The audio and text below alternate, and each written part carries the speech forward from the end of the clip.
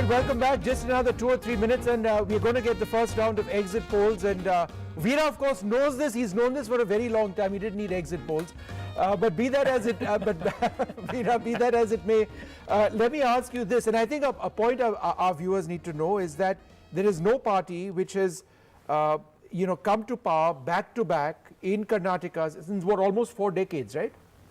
That's right. Since 1985, when Ramakrishna Hegde got himself re-elected after a midterm government. Since 1985, you've not had a same government re-elect. And since 2004, except Siddaramaiah, you've not had any chief minister complete his term, because the BJP has had 2 terms in office. JDS has had 2 terms, but no one's been able to, finish their term. And this is why when we were trying to put out bellwether seats for Karnataka, there was a question, somebody just threw up and asked a question saying, should a seat be a bellwether seat if the party forms a government, party which wins it forms the government? We said no, because there are 3 governments that change in Karnataka every term. So it's the party that emerges as single largest party that's government. Just wanted to add, bring the conversation back to the point that Ankit was making about the strategy over the Bajrang Dal thing. Ankit, I think, yes, we've heard this talk, but I think it may not be really, it may not have been really a wise strategy at the end of the day, now that polling's over, because it results in a consolidation, and BJP was trying to create a narrative around the Hindutva plan. They were not able to create it since the time the reservation decision was made out. And suddenly in the last minute of the campaign, when the Prime Minister is here, it's sort of playing into their hands at some level. That's what most observers would feel. But I think we would be wiser when we know whether who's winning. So once, if the Congress wins, then we'll know possibly that strategy worked. If the BJP does, then it will look like exactly what the observers are saying, that the Congress played into the hands as far as the BJP is concerned. But very, very, interesting. And it's about time, I think, in the next 4 to 5 minutes. But I have a warning, Ankit, and maybe you'd like to take this on, Amitabh. In 2018, opinion polls got it all wrong in Karnataka, right? Oh, yes. They said that the Congress would win with the highest number of seats. That didn't happen. 2 out of 11 got it right in opinion polls. But exit polls, 4 out of 6 got it right. But the most famous one got it wrong. Okay, so before the exit poll data trickles in, and then everybody says this is exactly what I was thinking, we'll go one by one to all our guests. I'll be more than happy. Let's go to Kartike, but if you want to put a number, if you don't want to put a number, at least give me a party which you think is going to be in the leading position. Starting with you, Kartike, the first question, in fact, of the day to you is, who do you think is winning? Who are you putting your money on? Way to give me some time for warm up, Ankit. Thank you so much. No warming up. It's a T20 match at this stage. I think I'm Rinku Singh, it seems. So I'll do that. I think Congress in the lead, BJP second, close second, I think. I frankly, because as the discussion was happening, I sort of think that the religious polarization issue, as big as it may have been made to be, will not have a big impact outside certain pockets. There are seasoned journalists from Karnataka who would sort of probably corroborate this or disagree with this. But I think beyond coastal Karnataka, some areas of central and maybe the Dharwad area, I don't see that happening. Any consolidation that might happen on an Hindutva issue in coastal area would have anyway happened for the BJP, I feel. So I think that the voter in Karnataka, we have to come out of this sort of, the frame of reference of election analysis for every state is different, guys. And I think we at times have trouble disentangling those things. And I think that, just extrapolating how UP and Jharkhand or MP might vote to Karnataka is not a very good strategy. Totally. So my sense is that... All right, I'm interrupting you, Kartike, because we've got the first set. No, let's get quickly numbers. Numbers. The number Rajat Sethi, quickly give me the numbers. The numbers are out. So just take 1 minute, give me the numbers. Rajat Sethi, go ahead. I think BJP would hover around 90. 90 BJP, okay. And the Congress would be around 95. 95 Congress. Dr. Manisha Priyam. No, the Congress getting close to a majority on its own or with a majority. That's what I feel is going to happen. Of course, BJP second and the JDS third, but that's what this is like. Congress has edge in the election. Congress? Has the edge. Has the edge. Tushar? BJP is somewhere in the nervous 90s. And Congress?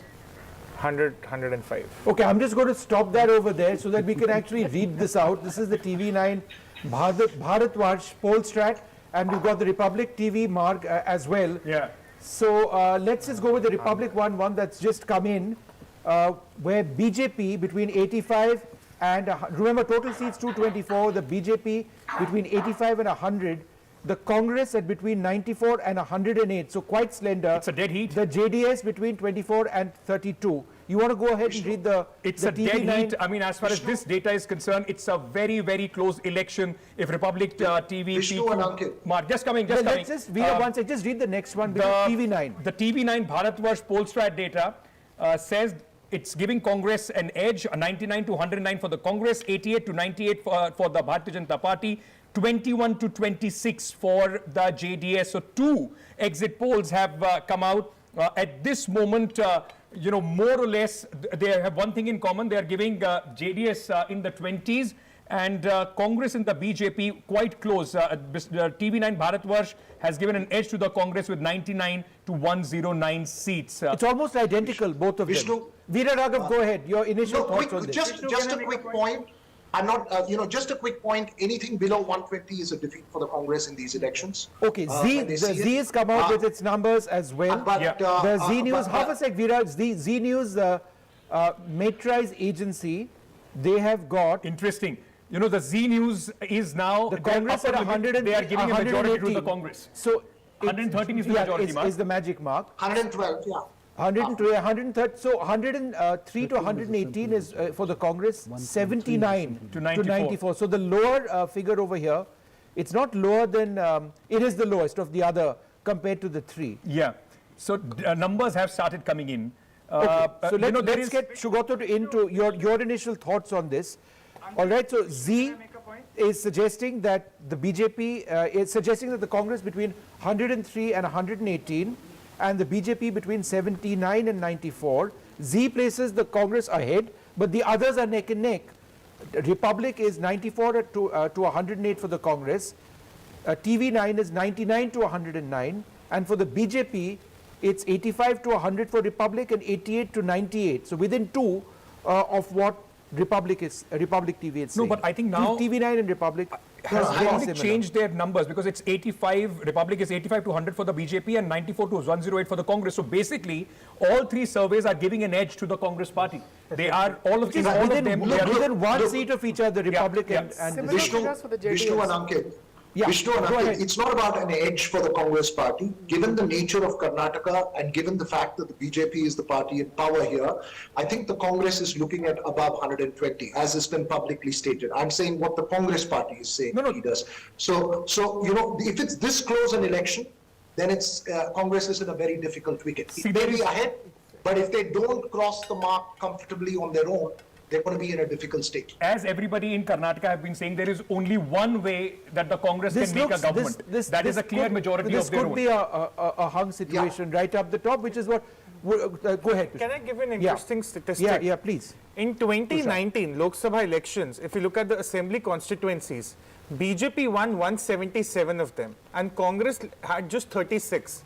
But the interesting aspect was that the BJP had gained a lead compared to 2018 of between 0 to 10% in almost 80 seats.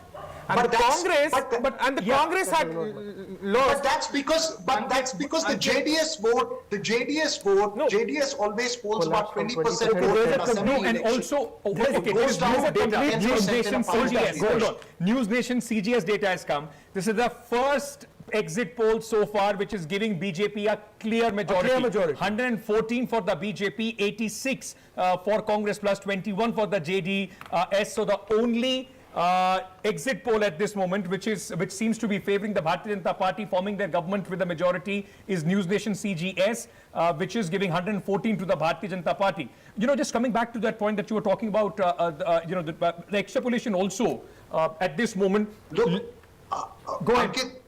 Ankit, we can't do that extrapolation in Karnataka primarily because the JDS gets a 20% vote in every assembly election. It drops to 9% in a parliamentary election. True, and also the vote parliament shifts to election is BJP. different. The Prime Minister is on the ticket. There are complete different dynamics. No, but I think what we're doing is it's just not getting our just that. thoughts. We're just getting our It's not thoughts just on the third player doesn't exist in a parliamentary on election. what this actually has to say. Modi factor is more than 50% in Karnataka in national elections. That's true. And that is versus 31% No, but in let's all India average. Amitabh, let's just sum it up. You've got one which is completely in favor of the BJP, and the others which are more or less similar, with Congress Let's get political reactions on this for how let's the just get political Amar parties are first feeling. and then we get It's political on reactions. expected lines. 3 out of last 4 elections have thrown hung verdict.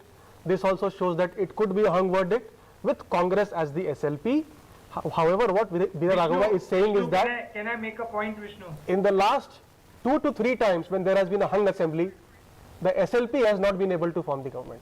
Right, the single largest party has not been able It to form a happened in government. 2018 as well. BJP could not form 2004 as well. 2004 as well. Let's very quickly get reactions from Karthikeya. I'm just coming to you. Let me start, in fact, at this moment. Mr. Ajay Alok, at this moment, there is only one exit poll which is giving BJP the edge, though others giving, it's a close fight, but the 3 out of 4 exit polls are keeping Congress ahead.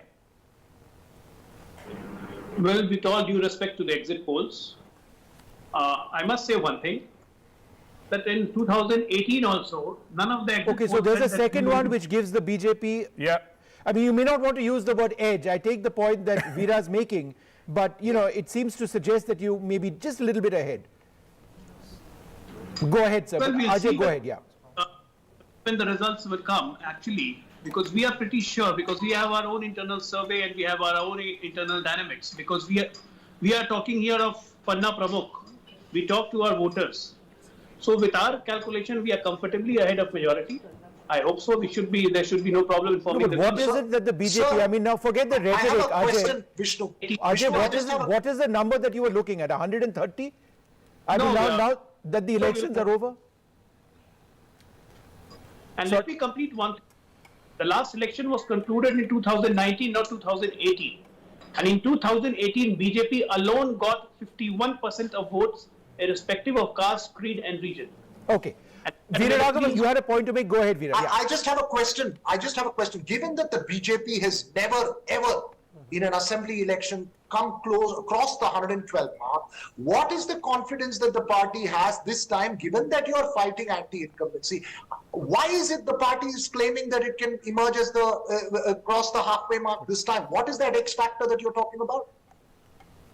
See, when we are talking here, we are talking of Karnataka's diversity in terms of caste and creed, and in terms of how caste is important even within the party, in terms of Lingayat, Vokalinga, Kavadu, Dalit, Banjara and all. But we are not talking in terms of what you see the beneficiary group, what the Prime Minister has added in the last 9 years. Okay, all across the Ajay, country. half a second. This is very- Ankit, I think what we can do, and if you just help me out on this, Ankit, let's have this up full frame, and let's just reflect on what all of this is all about. We'll just sort of digest this for a moment. So, if you look at News Nation, they've placed the BJP at 114, the Congress at 86, the JDS at 21. Republic TV PMarg has placed the BJP at between 85 and 100. The Congress at between 94 and 108, and the JDS between 24 and 32. If we look at Suvarna News, they placed the BJP at between 94 and 117, the Congress between 91 and 106, and the JDS at 14 to 24. If you look at TV9 Bharatvansh, you've got 88 to 98. Is to the BJP, the Congress ahead over here, 99 to 109, 21 to 26 for the JDS. And finally, Z News has got the BJP at 79 to 94, right?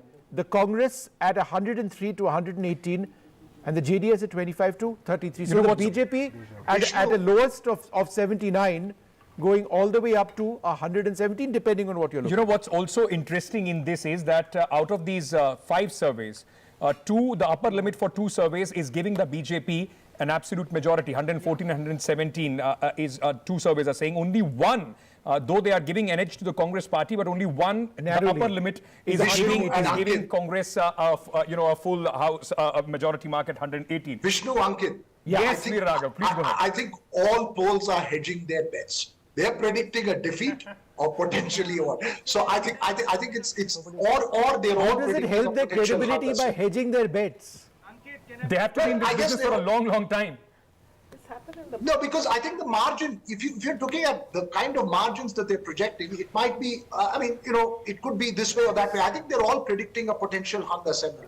That's the takeaway from the So exit polls. Shugata, would you agree that a hung assembly essentially is where this is we aren't doing a poll of polls because that can potentially go wrong as well. Let's look at these individually. Vishnu, this is a deja vu kind of situation because 2018 was exactly similar and you grossly underestimated the JDS numbers. So JDS numbers was also projected between 22 and 26 in 2018. For a moment I thought they are repeating their plates, 2018 plates. So if the others are getting close to a majority number, and if the JDS is where it is, then it's a Kumaraswamy is CM. Then it's a finish your thought. It's somebody would be forming the government on So their the own. JDS is going to be kingmaker. That's what you're saying. What I'm trying to say is that if the numbers are correct, It's going to be king. then one of the parties will form the government on its own. But I don't think that the JDS numbers are going to be 25 or 26. It's going to be slightly higher. Okay. So if that is going to be higher, then either the BJP has to surrender its numbers or the Congress has to surrender its numbers, which will bring the whole thing down. So it is a hung assembly. So is Mr. what the exit Kumaraswamy, all his extra phones and number of phones will be all ready. I mean, he'll start getting the calls and the communication combinations. I think they will not start correct. working it out. It's not correct to sort of, frame Kumaraswamy in such a fashion because, see, this is 20% vote coming from a certain region which believes in the leadership of that party, believes in a certain caste identity, believes in a certain kind of outlook and worldview.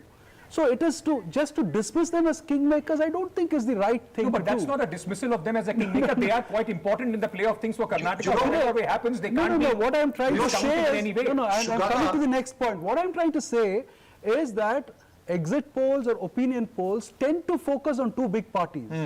So that is where you may go wrong. I'm not trying to say that you are suggesting that the JDS numbers might be significantly larger, right? Not significantly They may be larger. more substantial. See, they cannot get anything more than 40 is my belief. Right. The best case scenario, because the head-on fights, if you look at just the numbers, I don't think they will cross that number. But Smita, and today, I have a quick question, Vishnu. go ahead. Shugata. Veera, just half a second, Veera. Smita, give us your view on what you are seeing. I mean, it's all over the place. See, as far as even though three of those... Let's have the up full screen again, just in terms of even if, the entire thing. most of the surveys are showing that the Congress is ahead. Unless the Congress gets majority plus something, it is unlikely that the Congress will form the government, if these numbers are correct. Because other things may be different in Karnataka. Somebody said, one of your panelists, that you can't judge the way elections happen in Karnataka the way you judge UP or Jharkhand. But when it comes to government formation, I think the same rules apply everywhere. and Vishnu, the last time the single largest party did form the government, they lost the vote on the floor. Shugata, In 7 days. So one thing, Then that Dr. two others, and you remember the question to midnight Shugata. in Supreme all the Court numbers, hearings and all that. in all the numbers, even those that give an can I edge make to a Congress point? party, the BJP seems to be doing better than what was normally believed. Right. I think that's a very important takeaway, whether you give them a clear majority. And I do think the other part of the argument, and I agree completely with Sugata, the party that is regionally concentrated, that region is such an important region, the old Mysuru region. The Prime Minister put all his bets on that region, including that very important rally that he took out of the city of Mysuru. Right. Now, which is the party which has been taking on the BJP ideologically, not the Congress party's last minute entry of Bajrang Bali, but it is the JDS that has been since 2022, I have been tracking back in each of the constituencies. Those who said it's happening in Udupi, it was happening in Bellur. Now, who was taking on the BJP in Bellur? The JDS was taking it on. The local MLA Lingesh, in the assembly on the ground, Revanna, who's the MP for Hassan, taking it on the ground.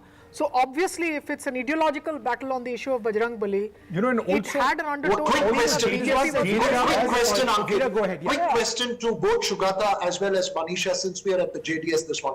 Every time I spoke with Devagowda Shugata this time, he said JDS will get quote-unquote a working majority. A working majority, not a clear majority. While Kumaraswamy keeps talking about clear majority, Deva Gowda categorically said working majority. What is the number you think the JDS would have to play around? I'm not talking of a hung assembly alone. If it's a hung assembly, what's the number that the JDS would need as a minimum threshold to call the shots like it did perhaps in 2006-7 or it did in 2018? You want me to Yeah. go ahead? Go ahead. Yeah, I don't think there is a particular number. It just depends on how short the other two parties fall. So, and today, I think Kumaraswamy has made a statement somewhere that It's he has said between that 14 and 33. So again, this is also fairly all over the place. So Kumaraswamy has said that we would have done better in 25 seats if we had more money. Yeah. So today, I think somewhere in Bangalore he has made that statement. So he has always said we'll get 123 and we will form the government. That's So rhetoric. that is completely That's out a of rhetoric, whatever. yeah. But I think they are going to retain 18 to 19% of their vote share, and their strike rate will be higher because it's a concentrated vote share that they're going to get, unlike the Rajat Congress has or the been waiting BJP. for a while. Rajat, go ahead. Yeah, sorry. I mean, I just wanted to pick from where Manisha ji had left. 3 months before the election, BJP was hovering at around 60 to 70. There were just so many headwinds not working in favor of the party. There were this issues of corruption, and the whole narrative was They're something. well over 70 now in everything. Yeah, that's what, I mean, exit this is polls. what I'm trying to say. When your campaign starts speaking too early, because, you know, a Congress party has been working for the past 6-7 months, and they laid all the cards before. And when it could have peaked at perhaps the right time, when Prime Minister Modi came in and swept away those critical 20-25 seats, and which is going to make all the difference in terms of having a clear victory for Congress party versus a hung assembly that we are going to see. No, today. and so That's where Kartike, my question to you is it not your belief, therefore, that what I was asking in the beginning of the program, the Modi X factor, may just have changed equations? Because let us face it, the BJP, from all accounts, different surveys, etc., appeared not to be dominant about 15 days back. In many, some would suggest that they were ailing in Karnataka. Yep. They may just end up winning these elections.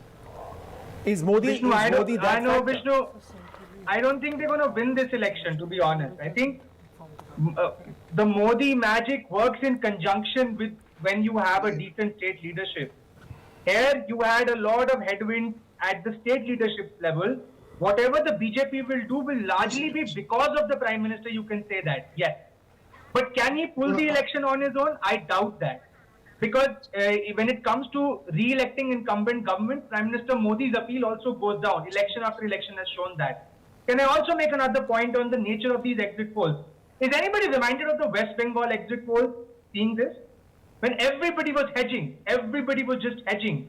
And at the end of it, you saw a huge mandate, a one-sided mandate. My sense is the Congress could end up getting a clear mandate despite some of these channels, with all responsibility, I'm saying if they are hedging in favor of the Congress, then actually you can sense what's happening. They're hedging by a huge margin. If you look at the Z News thing, it's BJP is 79 to 94. It could be anywhere in between. So Vishnu, And Vishnu, currently, if you look at the ones that I call the more reliable polls, if you look at what C-Voter and Access is doing, they're doing it sequentially. And I think there it's clear that at least as of now, the Congress seems to be doing in areas like central Karnataka. Yeah. Now, Veera and Maya will tell you how important that could Okay, be. Kartika, BJP I have to keeping take a posters break. I have to take a break, and we'll come back to all of you, and Maya waiting also very patiently. We'll come back, take a look at all of these exit polls and what it actually means. Does it mean anything at all?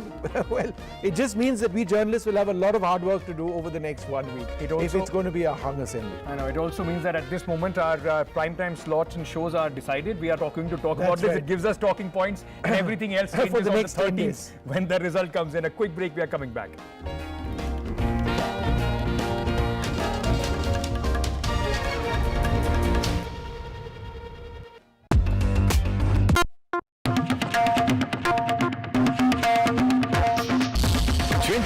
Since we started, this music has been with you, playing in your homes, at work, and in your car. Now, we want you to share your version of it. Calling all music buffs from across India to let your inner artists out by creating an incredible remix of the NDTV signature track for the world to hear. Log on to ndtv.com/bestofndtv to access the original track, get inspired and submit your rendition. One winner gets an all-expense paid holiday for two to the luxurious Alila Fort, Bishanga, Rajasthan. NDTV 24/7. 20th year celebrations.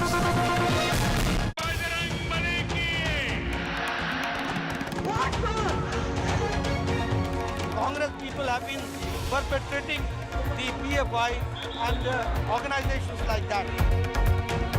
Karnataka की सरकार ने पिछले 3 साल में क्या किया, उसके बारे में प्रधानमंत्री एक शब्द नहीं बोलते। This time, BJP is going to come back with thumping majority in spite of some leaders leaving the party. प्रदेश की बीजेपी सरकार है, वो 40% सरकारा के नाम से प्रसिद्ध हुई है। Unnecessarily, these Congress people charging corruption charges. A BJP manifesto has completely failed. I am also an aspirant for the Chief Minister post. Mr. D.K. Shivkumar is also an aspirant. This is NDTV. No noise, no shouting, and most importantly, no lies. Our lead story tonight. Big international story. India is closely watching it.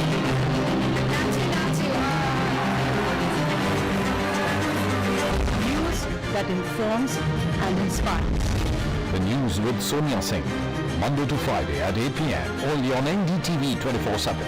The only side we're on is yours.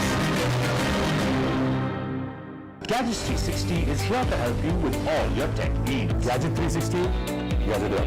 Gadget 360, Gadgets Love. You too can get some gadget love with buying guides, expert reviews, and all the latest news on Gadget 360. 20 years since we started, this music has been with you. Now, we want you to share your version of it. Let your inner artists out by creating an incredible remix of the NDTV signature track. Log on to ndtv.com/bestofndtv. Get inspired and submit your rendition. One winner gets an all-expense paid holiday for two. NDTV 24/7 20th year celebration.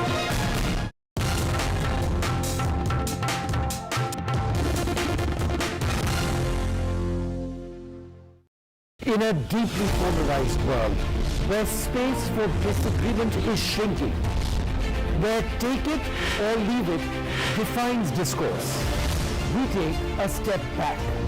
A debate has many facets, perhaps no one right answer.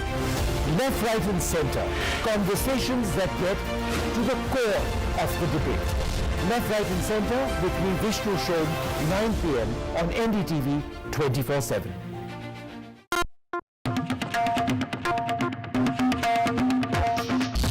20 years since we started, this music has been with you, playing in your homes, at work, and in your car. Now, we want you to share your version of it.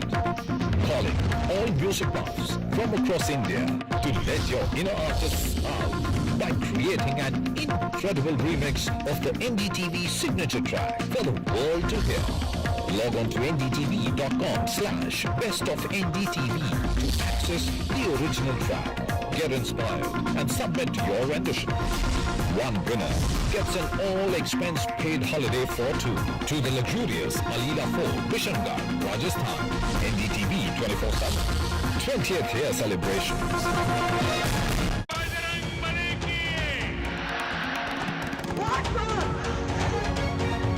Congress people have been perpetrating the PFI and organizations like that.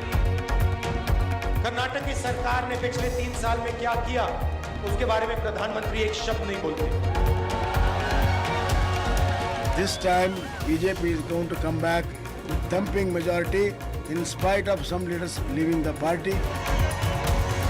प्रदेश की BJP सरकार है, वो 40% सरकारा के नाम से प्रसिद्ध हुई है। Unnecessarily, these Congress people.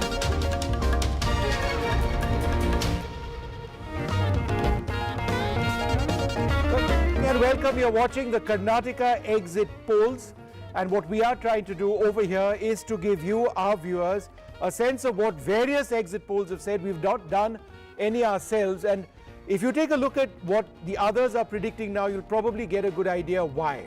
Because they're all hedging, and therefore while some have suggested that the Congress is ahead, others have said that the BJP is ahead, but the hedge, the margin is absolutely huge. So let's start from the top. If you look at News Nation CGS, it's 114 to the BJP, 86 to the Congress, 21 to the JDS. So here they are predicting a simple majority for the BJP. Republic TV, again, they have hedged in a big way. News Nation hasn't hedged, which is interesting. So we've got a new one actually. We've got ABP News and C Voter, BJP at between 66 to 86. So the BJP is low over here. The Congress potentially is at 81 to 101. The JDS between 20 and 27. So this has placed the BJP lower, the Congress higher, but then, you know, it's within that same band, broadly speaking, in certain respects. So it's difficult to say, but the Congress by C Voter is still way below a majority mark by itself. News Nation, I've already mentioned, they're saying BJP all the way, simple majority. Republic TV has placed the BJP between 85 and 100, and they've placed the Congress, let's just have that up again, if you can just stay on the screen, between 85 and 100, 94 and 108 for Republic TV, 94 to 117 for the BJP for the Suvarna News poll, 91 to 106 for Congress. So I mean, 94 to 117 and 91 to 106. Again, a huge hedge over there. Before I introduce my panelists, let me just go across to my colleague Veera Raghav, who's also with us. So Veera Raghav, other than one poll, which has actually come out with a single number for the BJP, Congress, JDS and others, the others have all hedged in a big way. Go ahead. Yeah, they've hedged, but to be honest, Vishnu, anything below 120 would not be seen as a victory for the Congress. I mean, it's not just about crossing the 112 mark or getting close to it, as it is for the BJP. So that aside, Vishnu, I wonder if these polls are also predicting a vote share percentage. That would be just interesting to watch out for if they are pulling up vote share percentages. But at the moment, it seems like all of them in the gray area of a hung assembly, except maybe one or two, which seem to be one predicting a clear win for the BJP and the other two, which say that the the upper limit for the Congress would mean a clear majority of over 112 seats. None predicting more than 120 for either party. So that's interesting to look at. Yeah, none.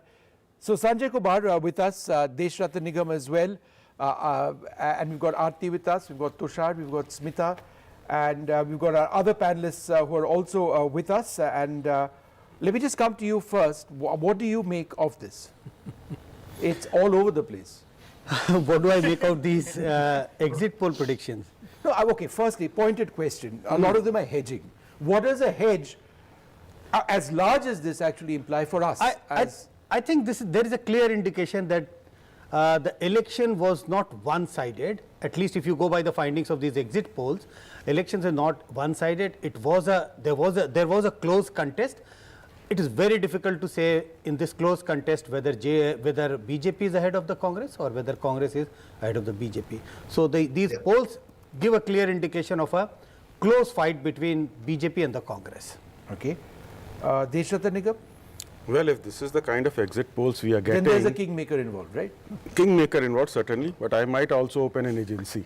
You might also... Open an agency. You might also... That's a very good idea. But it's a close election. Sure. In terms of vote shares. Yeah. But in terms of seat, we have seen places where, like previously in Madhya Pradesh, where BJP had a 0.5 vote share more, but got lesser seat. So in terms of vote share, I can agree that this is a very close thing, but the possibility and how well the parties have handled seat-wise, that will show that closeness of the vote share, which party will take the higher share. And there is a possibility of one of the party nearing a majority. That's a possibility. That's a clear Ashok possibility. of the BJP joins us. Mr. Ashok, how do you actually look at this? A handful of them are actually suggesting that, you know, you'd have a simple majority. News Nation is saying a simple majority. The upper band of Suvarna News seems to suggest that you might. On the other hand, a few are saying that the Congress is marginally ahead of you. But by and large, this seems to suggest that you are ahead. But, you know, I mean, if there's a broad reading, it is just that what Sanjay mentioned here, that this is not one-sided at all, and that this is going to be a close contest. Would you accept that? No, the exit poll shows different opinions. One's exit poll, BJP, one exit poll, Congress, and JDS also playing the role in the exit poll. But we are confident. After Modi rallies in Karnataka, after Amit Shah ji rally in Karnataka, within 10 days, big swing in coastal area and especially in the Bangalore and north region of Karnataka. I think BJP will cross 113 seats, magic number. Okay. There is no doubt. Okay, Mr. Ashok, given that the exit polls seem to be predicting hung assembly, are you all set for another round of resort politics, A, in Karnataka, and B, you've just come out of a campaign against the mighty DK Shivkumar in Kanakpura. What do you think your prediction for Kanakpura is? We are not going any resort. But the Congress and JDS people, they like go to resort. Yeah, we don't. We are a national party. But all political parties like resorts. Yeah. And the BJP is no stranger to resorts either. We can name several examples in the recent past. I just wanted to ask the Congress a question, get their reaction. Rajiv Gowda with us. Mr. Gowda, you know, I mean, it was widely believed that the, you know, I mean, things were going the Congress's way. These exit poll results indicate that that may not necessarily be the case, while you may be narrowly ahead in some. How do you read this? I think the word that you used, hedging, reflects what the exit polls are doing, the pollsters are doing. They seem to be very, very, very afraid of you know, telling the truth, which is really that the pulse of the people is towards the Congress. You've seen opinion poll numbers from hardly a few days ago, and you saw the level of anger that there was against the BJP.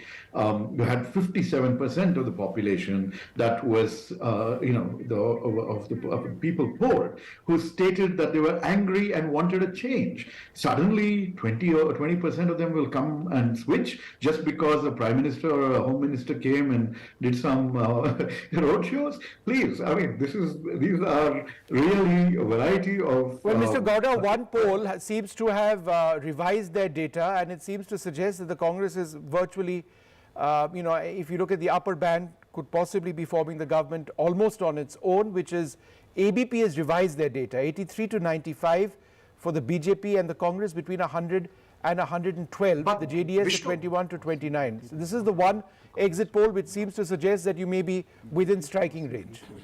See, Vishnu, in our case, whatever we've been able to gather from the ground, what numbers we're getting from our polling booths and our inputs from various MLA candidates suggests that these are massive underestimates. We are way ahead, and we are very confident of forming a government on our own. So I don't think that this trend is anything relevant. It's not capturing the kind of sentiment that's there in favor of the Congress and against the BJP that's across the state. And basically, what I mean, you've all done these shows. You understood the pulse of the people. This is not capturing the actual trends that you will see on election day, on counting day. Sure.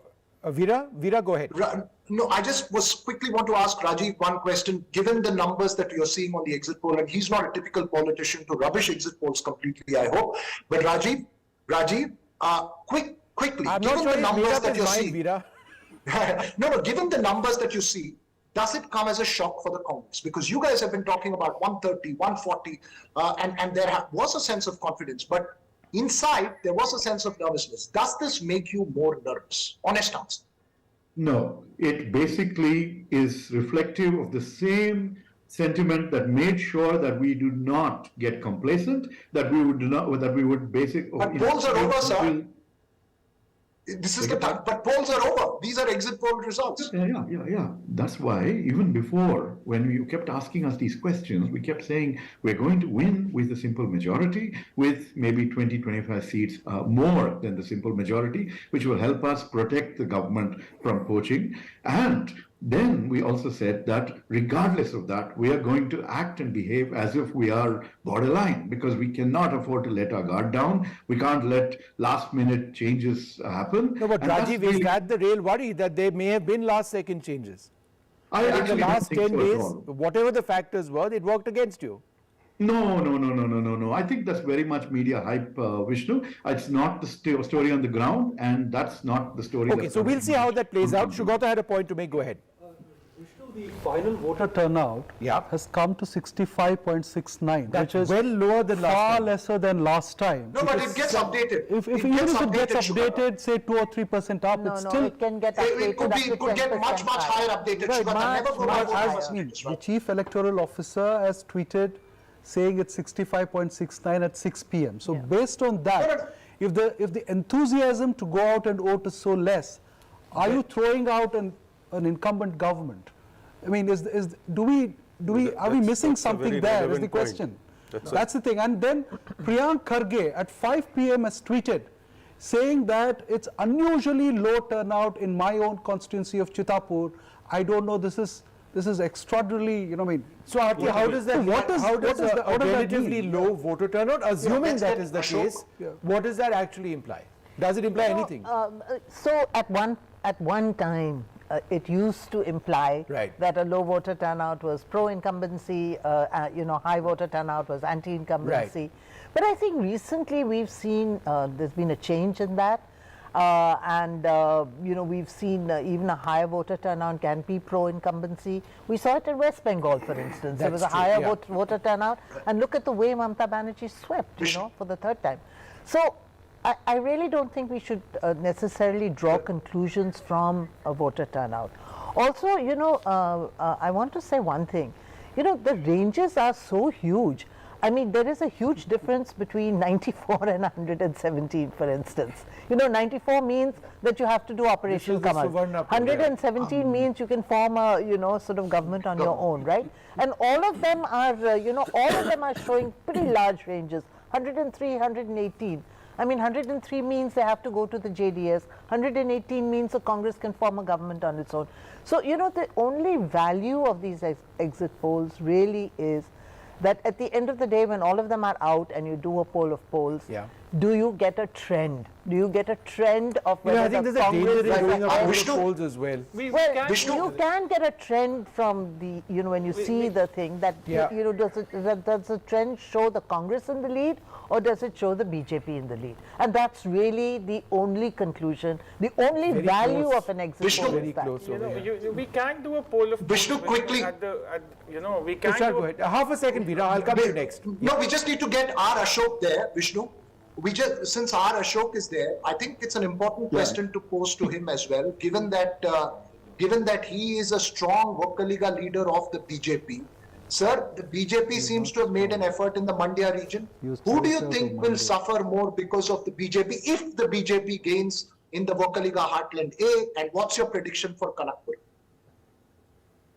Yeah, I think it will be hit JDS, I think, because we targeted in the southern part of Karnataka, JDS.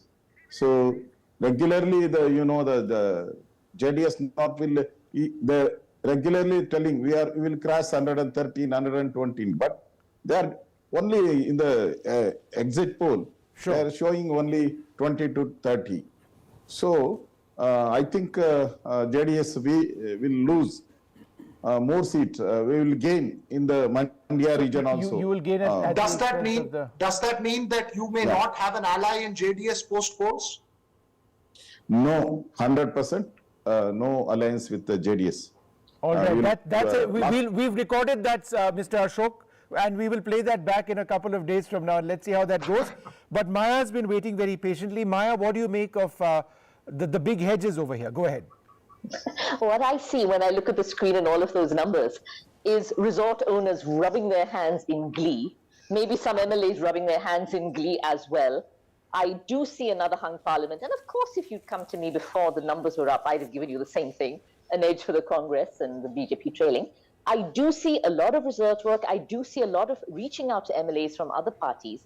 What the JDS does, though, will be interesting because father and son, H.D. Devegowda and Kumaraswamy, seem to look very differently at an alliance with the BJP. Kumaraswamy has entered one before. He's very much been part of a coalition with the BJP, while his father, even at that time, said, never, nothing doing, it won't happen. And we have Mr. Ashok also here saying that nothing with the JDS. But many people do feel that if there is an alliance, it will be the JDS and the BJP. So that is really the big question once all of the resort work is over and done.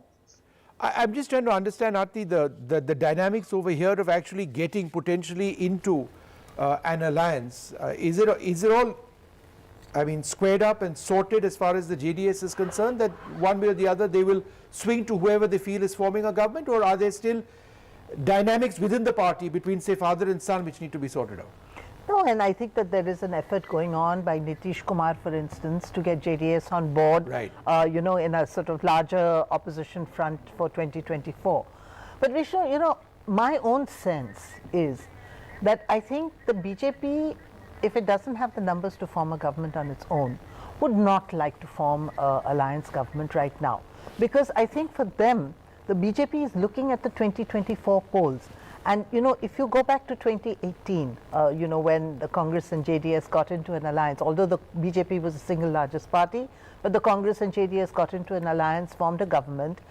And, you know, by the time the 2019 elections rolled around, the anti-incumbency had kicked in, and with Modi's, you know, kind of overwhelming, you know, kind of campaigning, the Congress did, I mean, the BJP did phenomenally well in Karnataka, sure. You know.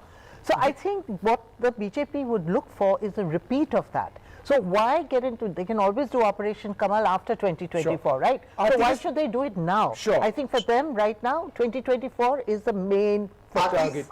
I think there is also another dynamic that's playing out between DK Shivkumar and Siddaramaiah if these numbers hold on 13th of May. You know, on who could potentially who the JDS. We leave that for 13th of May, but I think we should just go across to Dr. Sudha of the BJP as well. Quick reaction to these polls. It doesn't seem like the BJP is jumping beyond the majority mark. I mean, is this the best case scenario that the BJP may have internally hoped for?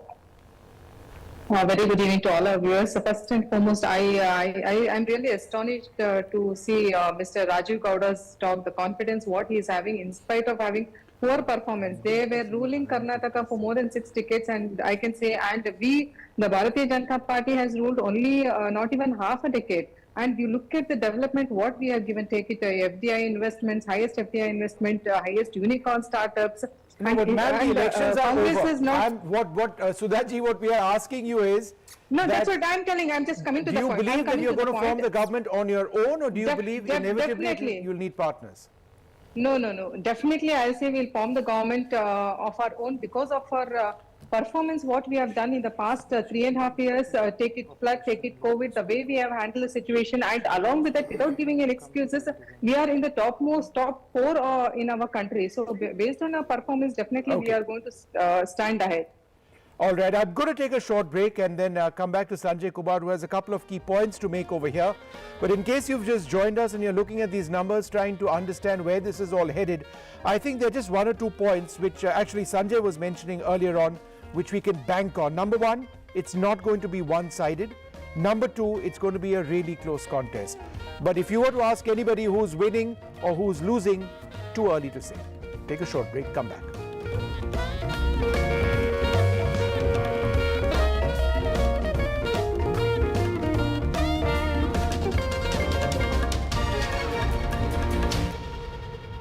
Co-powered by... This is NDTV.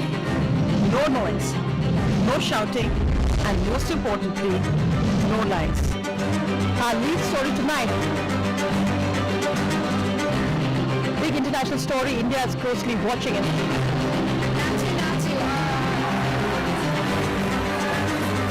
News that informs and inspires. The news with Sonia Singh. Monday to Friday at 8 p.m. only on NDTV 24/7. The only side we're on is yours. Gadgets 360 is here to help you with all your tech needs. Gadget 360, Gadget Up. Gadgets 360, Gadgets Love. You too can get some gadget love with buying guides, expert reviews, and all the latest news on Gadgets 360. 20 years since we started, this music has been with you. Now, we want you to share your version of it. Let your inner artists out by creating an incredible remix of the NDTV signature track. Log on to ndtv.com/best of NDTV. Get inspired and submit your rendition. One winner gets an all-expense paid holiday for two. NDTV 24/7 20th year celebration.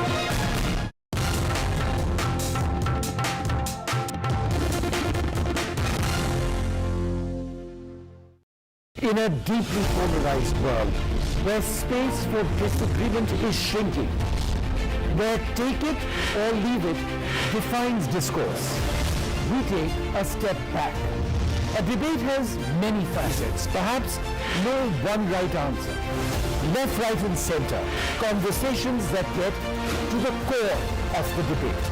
Left, right and center with me, Vishnu Shom, 9 p.m. on NDTV 24/7.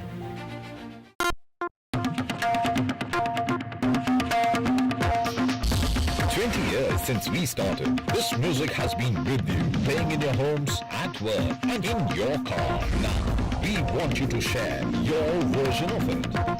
Calling all music buffs from across India to let your inner artists out by creating an incredible remix of the NDTV signature track for the world to hear.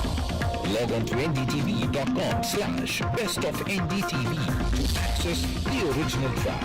Get inspired and submit your rendition.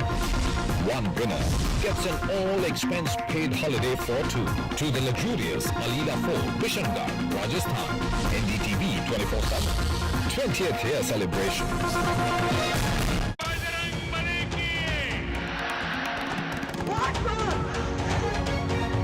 Congress people have been perpetrating the PFI and organizations like that.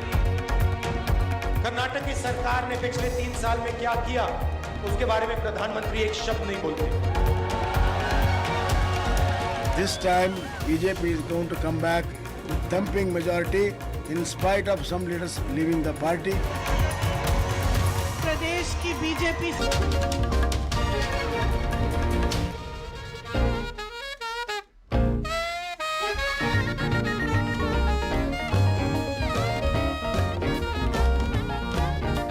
Welcome back. You're watching Karnataka Exit Polls. We'll bring you the exit polls of everyone. We haven't done any ourselves, and these numbers will probably tell you why. Because A, people hedge, B, the hedge is huge, and C, you aren't getting any clarity over here other than a summary, which is that the Karnataka Exit Polls seem to be predicting a hung verdict with the Congress ahead in 3 exit polls and the BJP ahead in 2. Sanjay, you had a point to make. Go ahead. No, I was saying that if you look at the data, some agencies have started revising their seats. I don't know how it's happening. Yeah. Second, I think most of these exit polls are being very, very cautious because look at the trend of Karnataka. If you look at the last 4 elections, always Congress have got more votes and ends up with less number of seats. Right. BJP, less votes, always in proportion, they get more seats. I think this is an indication of a close fight, and in this close fight, most of the pollsters are trying to play safe. That's what I understand from looking at And these opinion numbers. polls got it wrong in 2018, right? A poll of opinion polls back in 2018 indicated that the Congress would win the highest number of seats. That didn't happen.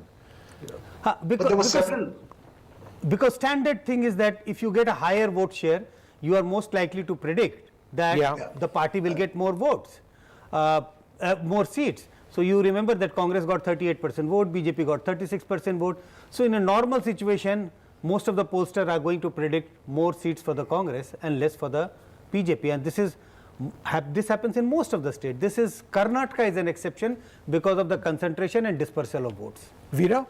And also, just to add to what Sanjay is pointing, add to the fact that it's two-way fights, where the Congress beats the JDS, fights separately with the JDS, the BJP has a marginal presence, so Congress can up its vote share in those regions, which can show a greater vote share but doesn't convert into seats overall. But I think our Ashok here I mean, extremely interesting that he is here, sir. You know, you have fought in two constituencies, Padmanabhanagar, which is your constituency in Bangalore, and you were fielded against DK Shiv Kumar, who, you know, you've known him for a long time. Was it just a token fight in Kanakpura, or what do you think the results are going to be there? No, not for token fight. I fighted. Last, out of 12 days, I stayed in 9 days in Kanakpura only. The people likes BJP, Modi government, but they dislike their DK Kumar and brothers, just like a dictatorship in Kanakpura. Last 20 years. There is no election in 20 years in Kanakpura. First time when I enter in the Kanakpura, there is a fair election in this time. I think Kanakpura, Padmanabhanagar, no problem. I can win more than 60,000 lead. Kanakpura also I am fighting. I think the people of Kanakpura will vote for BJP. Quickly, one question to you before we let you go. What is your number prediction for the JDS? I won't ask for the BJP because you'll say 150.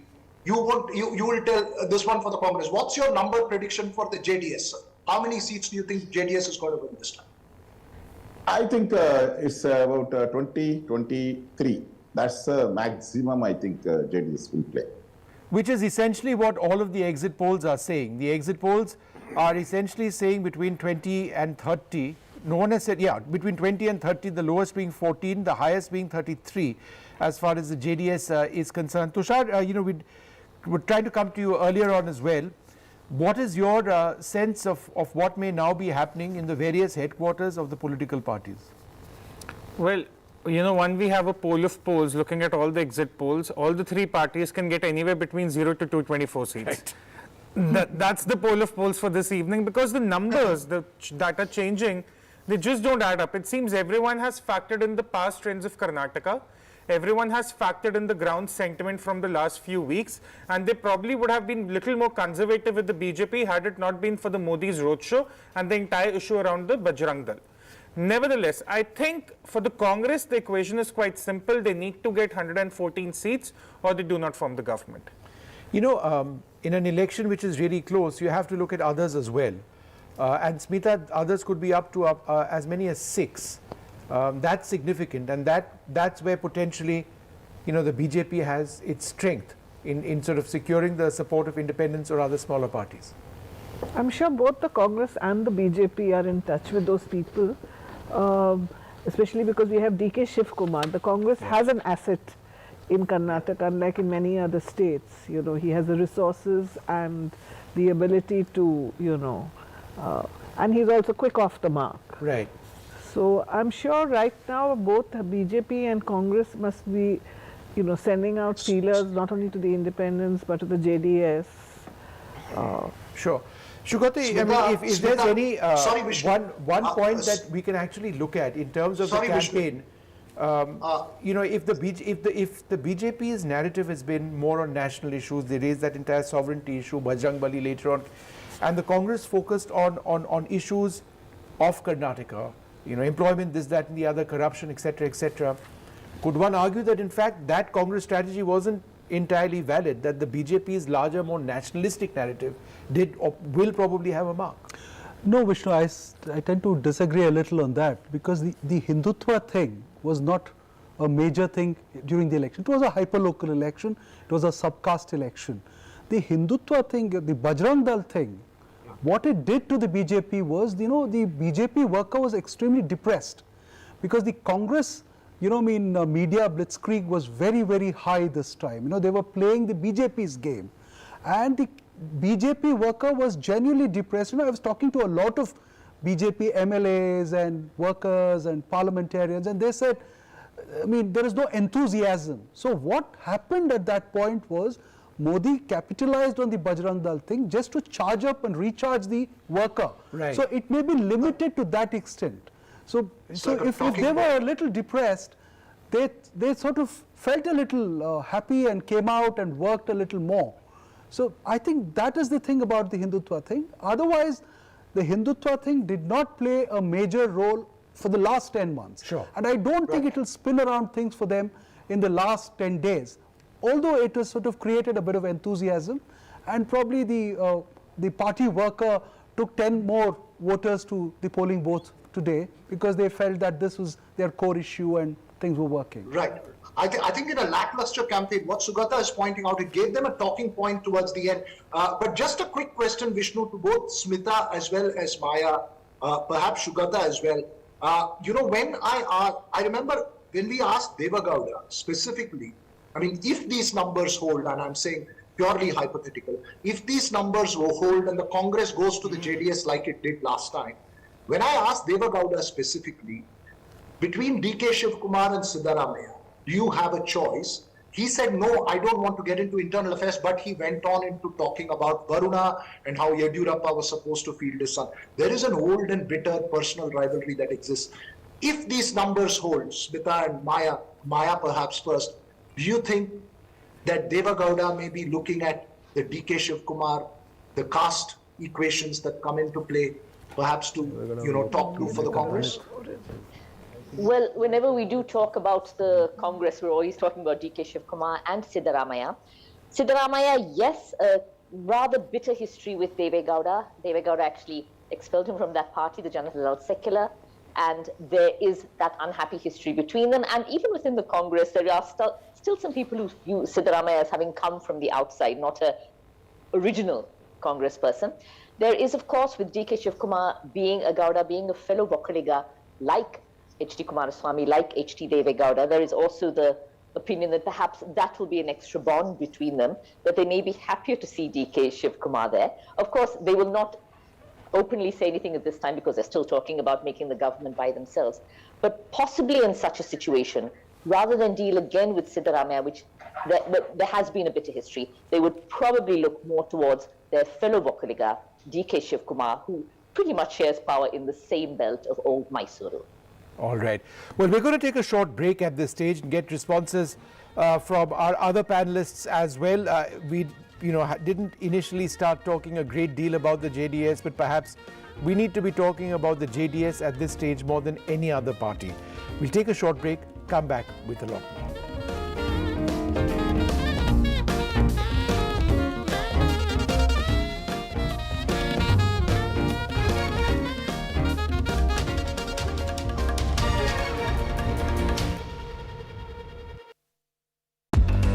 This is NDTV.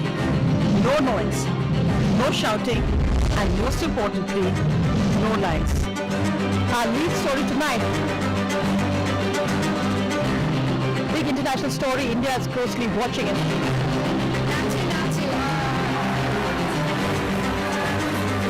News that informs and inspires. The news with Sonia Singh. Monday to Friday at 8 p.m. only on NDTV 24/7. The only side we're on is yours. Gadgets 360 is here to help you with all your tech needs. Gadget 360, get it done. Gadgets 360, Gadgets Love. You too can get some gadget love with my guides, expert reviews, and all the latest news on Gadgets 360. 20 years since we started, this music has been with you. Now, we want you to share your version of it.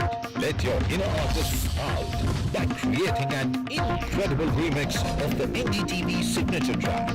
Log on to ndtv.com/best of NDTV. Get inspired and submit your rendition. One winner gets an all-expense paid holiday for two. NDTV 24/7 20th year celebration.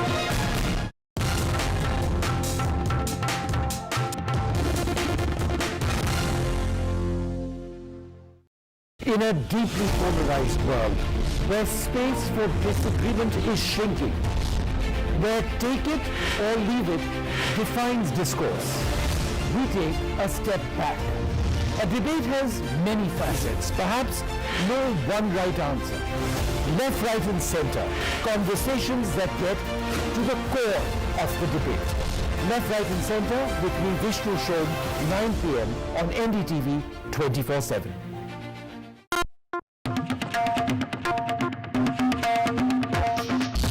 20 years since we started. This music has been with you, playing in your homes, at work, and in your car. Now, we want you to share your version of it. Calling all music buffs from across India to let your inner artists out by creating an incredible remix of the NDTV signature track for the world to hear. Log on to ndtv.com/bestofndtv to access the original track. Get inspired and submit your rendition. One winner gets an all-expense paid holiday for two to the luxurious Alila Fort, Bishangarh, Rajasthan. NDTV 24/7. 20th year celebrations.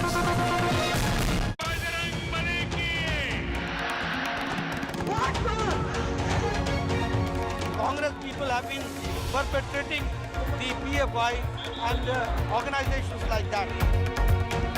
Karnataka की सरकार ने पिछले 3 साल में क्या किया उसके बारे में प्रधानमंत्री एक शब्द नहीं बोलते। This time, BJP is going to come back with thumping majority in spite of some leaders leaving the party. प्रदेश की बीजेपी सरकार है वो 40% सरकारा के नाम से प्रसिद्ध हुई है। Unnecessarily, these Congress people charging corruption charges. A BJP manifesto has completely failed. I am also an aspirant for the Chief Minister post. Mr. DK Shivakumar is also an aspirant. This is NDTV. No noise, no shouting, and most importantly, no lies. Our lead story tonight. Big international story. India is closely watching it.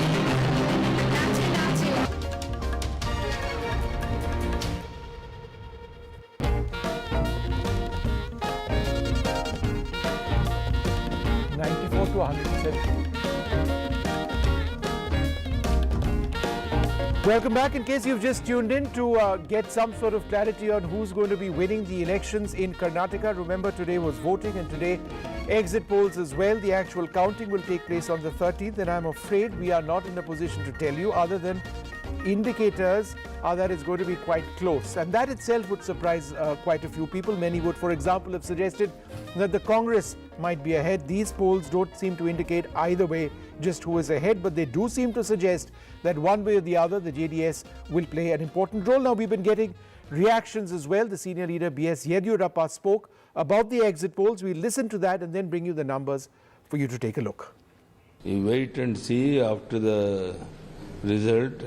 Even now I am 100% confident because I go around on the state and I know the pulse of the people of Karnataka. Even now I am telling you that we are going to get absolute majority and we are going to form the government. Sir, but exit poll, as of now, exit poll says the Congress leads but short of majority and most probably hung assembly now coming. According to me, we are going to get absolute majority. The question of hung assembly does not arise at all. Sir, in any case of short, do you think about the alliance with JDS? At that time, the national leadership is going to take decision. According to me, we are going to get 115 to 117 seats. So that's why I am telling you that the question of joining with JDS at present does not arise. Let us see after the election result over, then we will take appropriate decision. Our national leadership is going to take decision. Sir, some analysis saying that some big leaders are disappointed with BJP leadership. That's why this type of trends coming on. No, not at all. All are worked day and night very hard. That's why I am telling you that we are going to get absolute majority. Even now I have that confidence. Let us wait and see. And sir, any chance of changing of the leadership in Karnataka? That is left to the national leadership. They will take their own decision. Sir, how many seats you know? How many seats? We are going to get absolute majority, and now known we are going to form the government. Sir, one last question. The analysis also saying that communities are neglected by the BJP government, like Lingayat and Vokalinga communities. No, that is not correct. Everybody have taken confidence, Lingayat and Gowda community and everybody. And the question of neglecting any community does not arise at all. Because of their all support, now we are going to get absolute majority. So you are saying that BJP is going to form government? 101%. You see that some channels are showing 152, 112, 17, 118. Let us wait and see. Thank you. Thank you. Thank you. Senior BJP leader Mr. B.S. Yediyurappa over there. Let's have these numbers up full screen. There's a new exit poll which is also out, and we should be updating that very soon. That's the India TV CNX poll. In fact, that's the second one there on your list. But I'm going to go through this.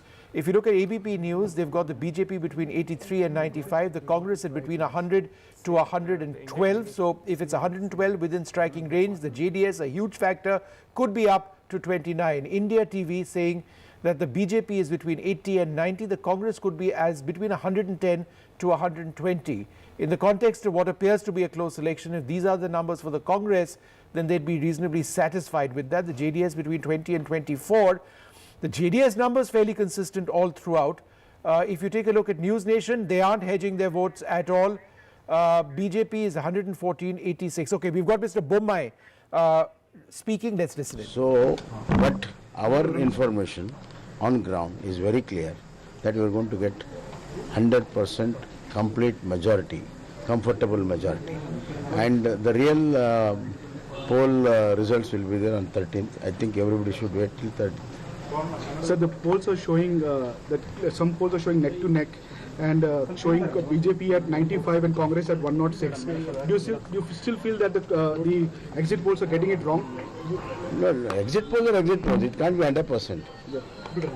And there will be plus or minus 5% variations in all polls. That is it's in the bracket. So that can change the whole scenario. Sir, Congress said that EC has reported a huge increase of voter turnout. This is a very positive sign for Congress party depicting an anti. It is other way around. Against BJP. See, always if you go back the track record, the more number of voters turn out is always better for the BJP, not for Congress. And this shows that a lot of people who otherwise not come and voted, especially in urban areas, they have come and voted. So that is the positive sign for BJP. Sir, are you in talks with JDS if there is hung? There is no question of hung. We are going to get absolute majority, I am telling you. So the Congress is making allegations that near Dandeli already buses have come and they are approaching their MLAs, sir, BJP. MLA candidates. This is all their figment of imagination.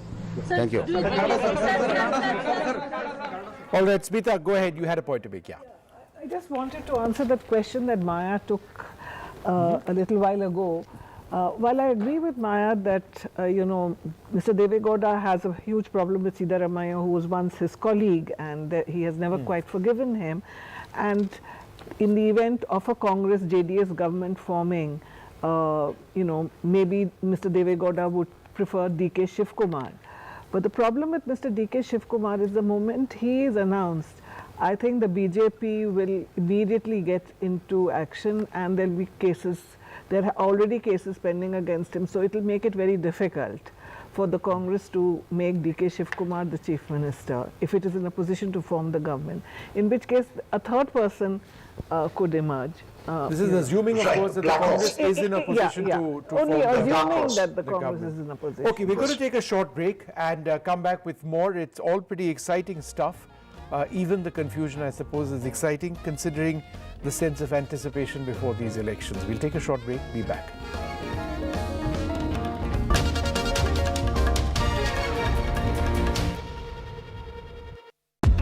Gadget 360 is here to help you with all your tech needs. Gadget 360, here's a look. Gadget 360, Gadgets Love. You too can get some gadget love with buying guides, expert reviews, and all the latest news on Gadget 360. 20 years since we started, this music has been with you. Now, we want you to share your version of it. Let your inner artists out by creating an incredible remix of the NDTV signature track. Log on to ndtv.com/best of NDTV. Get inspired and submit your rendition. One winner gets an all-expense paid holiday for two. NDTV 24/7 20th year celebration.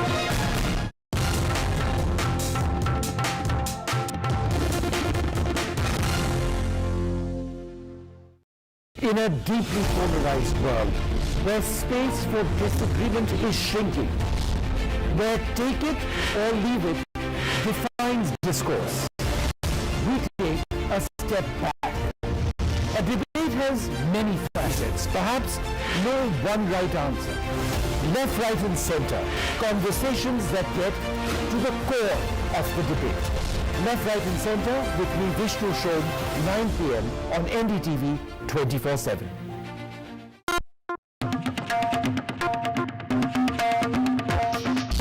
20 years since we started, this music has been with you, playing in your homes, at work, and in your car. Now, we want you to share your version of it.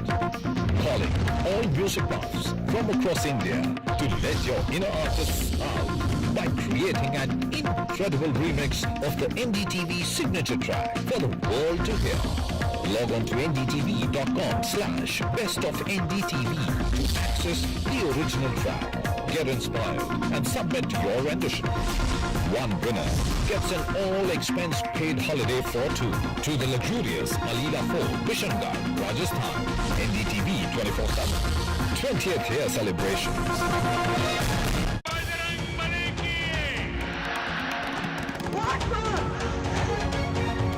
Congress people have been perpetrating the PFI and organizations like that. Karnataka की सरकार ने पिछले 3 साल में क्या किया, उसके बारे में प्रधानमंत्री एक शब्द नहीं बोलते. This time, BJP is going to come back with thumping majority in spite of some leaders leaving the party. प्रदेश की बीजेपी सरकार है, वो 40% सरकारा के नाम से प्रसिद्ध हुई है.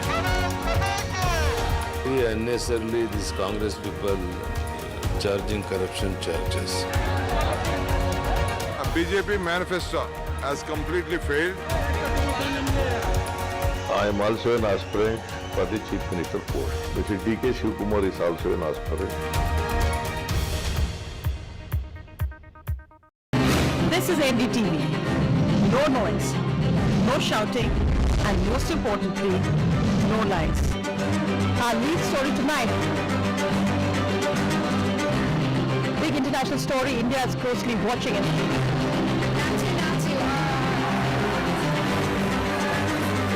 News that informs and inspires. The news with Sonia Singh. Monday to Friday at 8 p.m. only on NDTV 24/7. The only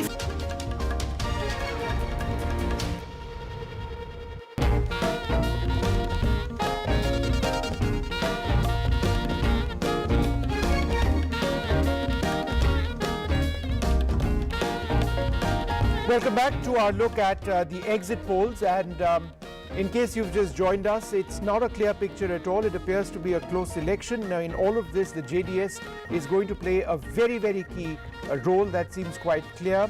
But is that something that the JDS is willing to do instantly? Some would suggest it's just a matter of time. The outreach from the BJP to the JDS, or even the Congress to the JDS, may already have started. There isn't any one natural ally per se of the JDS. We had earlier on spoken to Devegowda and Kumaraswamy about their equations and the possibility of alliances. Here's what they said. Including Bharatiya Janata Party or Congress, the two national parties cannot form the government on their own. So what is your thought on opposition unity, sir? No, opposition unity I cannot say, because I have not toured the state. Only Kumaraswamy has got West Bengal and Telangana, and he was also concentrating only in Karnataka. Here both the parties, they treat us like enemy only. Whenever they require JDS assistance, then they will come to us. That is their character. But I wanted to tell you one thing. Whatever BJP friends telling, we are the B team of Congress. Then Congress telling we are the B team of BJP. But my message is that we are the B team of Kannadigas. We are with Kannadigas only. All right, so what Mr. Kumaraswamy is saying over there, very, very significant. We are with the Karnatakas accusing the Congress of being the B team of the BJP, interesting over there, but essentially indicating that this alliance is not going to be something which should be taken for granted, that whoever comes has the larger number is necessarily going to ally. Quite clearly, the JDS would be looking for what's in it for them. Well, joining us now, the Cabinet Minister, Mr. K. Sudhakar. Thanks very much, sir, for being with us. Sir, how do you look at these exit polls? They seem to narrowly be favoring the Congress, but it's quite clear that the BJP numbers are perhaps stronger than what many would have expected a few days back. See, a couple of points I would like to make on these election predictions or the exit poll surveys. There are 8 exit poll results that you have shown, out of which 3 are showing that Congress would come back to power. And the 2 exit poll surveys says that BJP will come. And the other 3 says it may head towards hung assembly. So it is very clear and evident that it is a very close call, close election. Right. Which I totally Mr. Sudhakar? agree. Sorry, Mr. Sudhakar, my quick question to you. I'm sorry for interrupting you. Last time in 2018, you won from the Congress, you shifted over to the BJP. Are you going to remain with whichever party, the BJP, that if you win these elections till the end of this term, sir? See, I am binding by the ideals of BJP and I stick to the party. I am a very committed BJP loyal worker now. In fact, I was the head of the manifesto committee that we have prepared. We have given one of the best manifestos where we ensured that empowerment, not freebies. We focused on empowering our youth, our women, and we ensured that we provide a good health care, good education. So there is a beautiful manifesto that we have come out with. Right. So, sir, the elections are over, Mr. Sudhakar. You're talking about your manifesto. Let's see if it works. But my question to you is, give us the inside story of what's happening in the BJP in Karnataka as we speak. Is there already a process of looking through these exit poll results with the objective of possibly reaching out to the JDS, knowing fully well that it's not going to necessarily be very simple in getting their support? No, it's quite hard for me to believe this kind of exit poll reports, because from the ground we have traveled length and breadth of the state. We do understand the pulse and what is going on in the ground. According to that, we feel that BJP can cross the magic figure this time, or it can be the single largest party. So this is my take. I will not believe that it can come below 100. One last question to you. You say it will not come below 100. It may cross 112. One last question to you. Do we see another 5 years of instability in Karnataka, or do you think that there will be a stable government? Some of the polls, sir, 4 of these polls are predicting potentially the upper margin is that the Congress could get a majority on its own. No, I don't believe, because people have rejected Congress throughout nationally, and they had rejected the Congress in 2018, and we don't see anything fascinating for the people to believe in Congress again, because it is a divided house. The leaders are at loggerheads with each other. So why will people of Karnataka believe? Because people of Karnataka is prudent and they are sensible people. When a person like Mr. Modi is at helm of affairs in the nation, why will not they choose the double engine Sarkar? Okay. Because it will benefit the state, it will benefit immensely the people of Karnataka. Okay, Mr. Sudhakar, so just half a second, sir. I'm very confident, because I'm people interrupting you because I've got your colleague, Mr. Ashwath Narayan, past. with us as well. I just wanted to, because I'm running out of time, just wanted to go quickly with him. So could you give us, your sense of the inside story now? It seems to be extremely close. Do you still believe you're going to win by your own strength, or do you believe that it's going to be a hung assembly?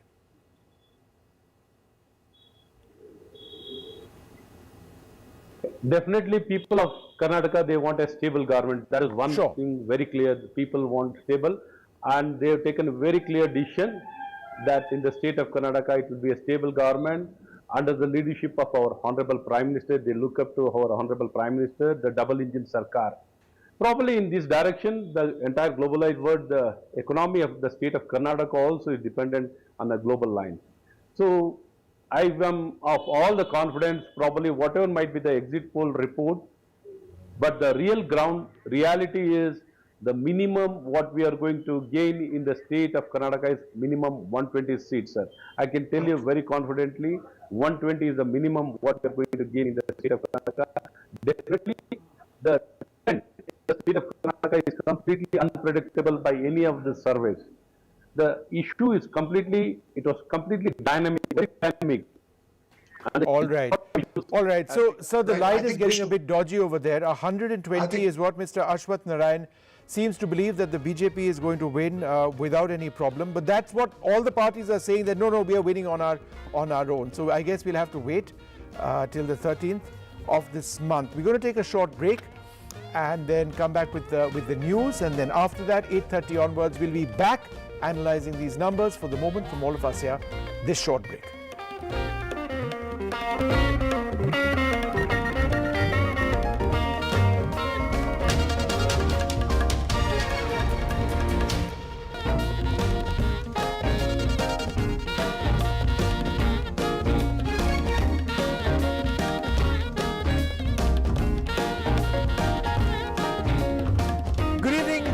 Welcome to Karnataka Exit Polls. We are using the word polls and not poll because we are looking at everybody else's exit poll. We aren't doing one ourselves. And I think there's some pretty sound logic for not doing that, because as you will see shortly, and we'll bring it up full screen, they are all over the place at this stage. That's right. But there is one consensus that seems to be emerging as far as these exit polls are concerned. First, let us talk about the two latest ones, ladies and gentlemen, that have come in.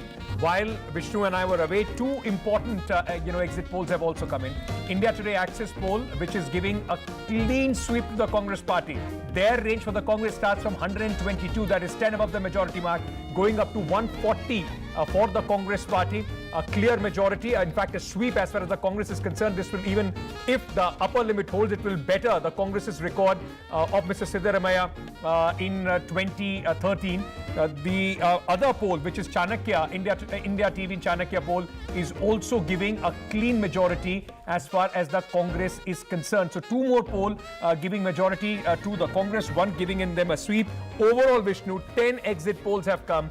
5, their upper limit is giving a majority to the Congress, 3 to the Bharatiya Janata Party. Others are still hedging their bets. It's 50-50 as far as these are concerned. Let's bring that up full screen and understand these numbers if we can, because it's pretty confusing at one level.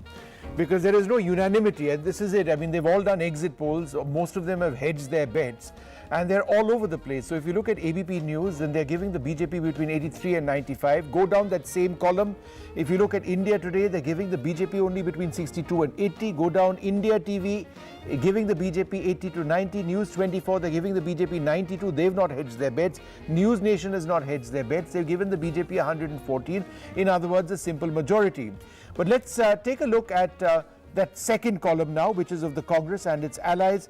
Again, most have hedged their bets. Between 100 to 112 says ABP.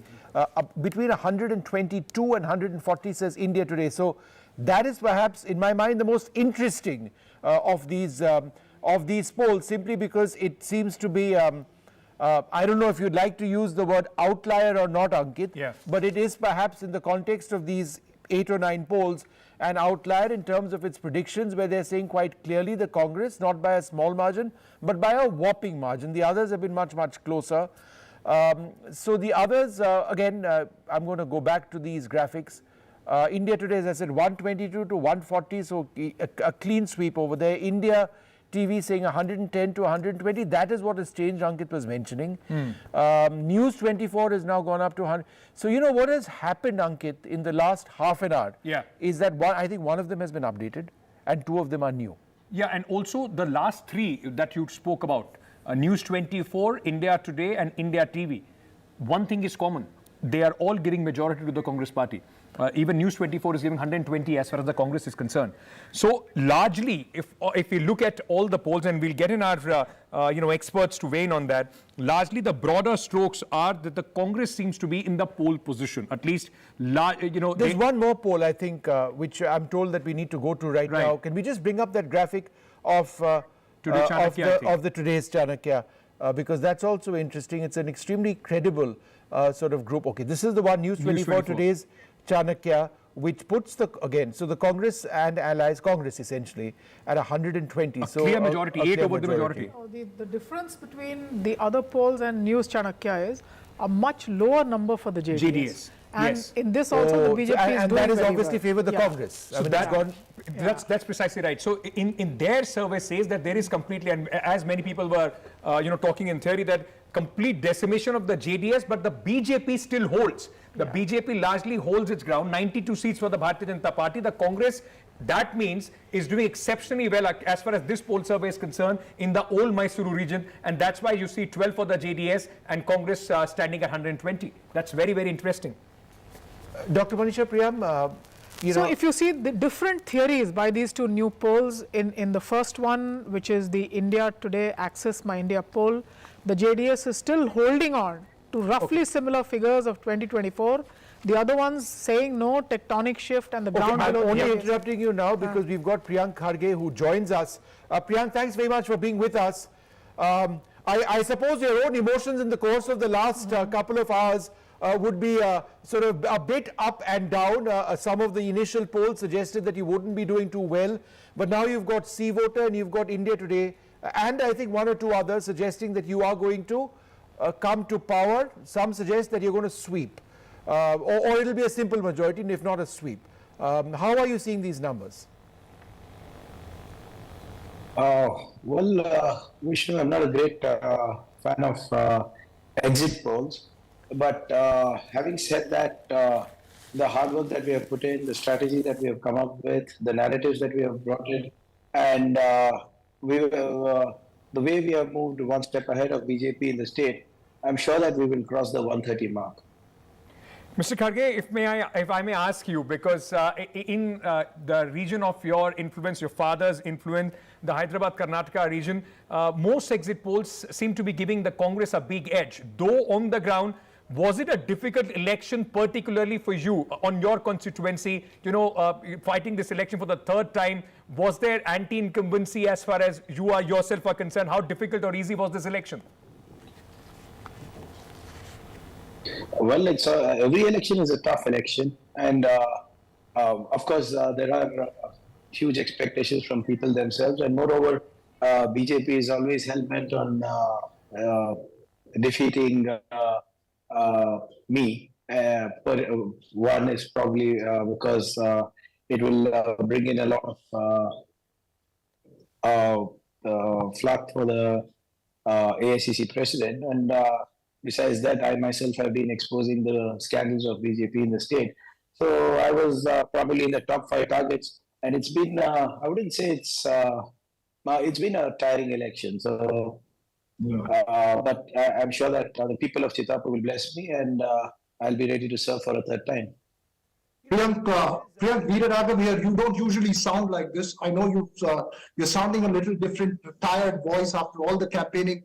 Tell me, some of these exit polls, one is putting you as high as 140. The others predict that you could be below the 112 mark. Is there a sense of nervousness within the Congress at the moment? I mean, has there been a sense of nervousness since the last few days about how the numbers are going to play out at the end of the day? No, Veeraraghav, I think we're pretty confident of our hard work. Like I said, we have played all the right notes. We have keyed in the right numbers. We have the ticket distribution happened very cautiously, and the 5 guarantees that we gave to the people have echoed well with the sentiments that are on the ground. And I'm sure that we will get to 130 and above. Mr. Kharge, if I may ask you, how important is this election for the Congress president, for Mr. Mallikarjun Kharge. He has been on the campaign trail continuously, son of the soil. That was the pitch that he made Dharti Putra against when the Prime Minister was taking pot shots at the Congress party. How important is this election after the defeat of 2019 Lok Sabha election, his lone defeat?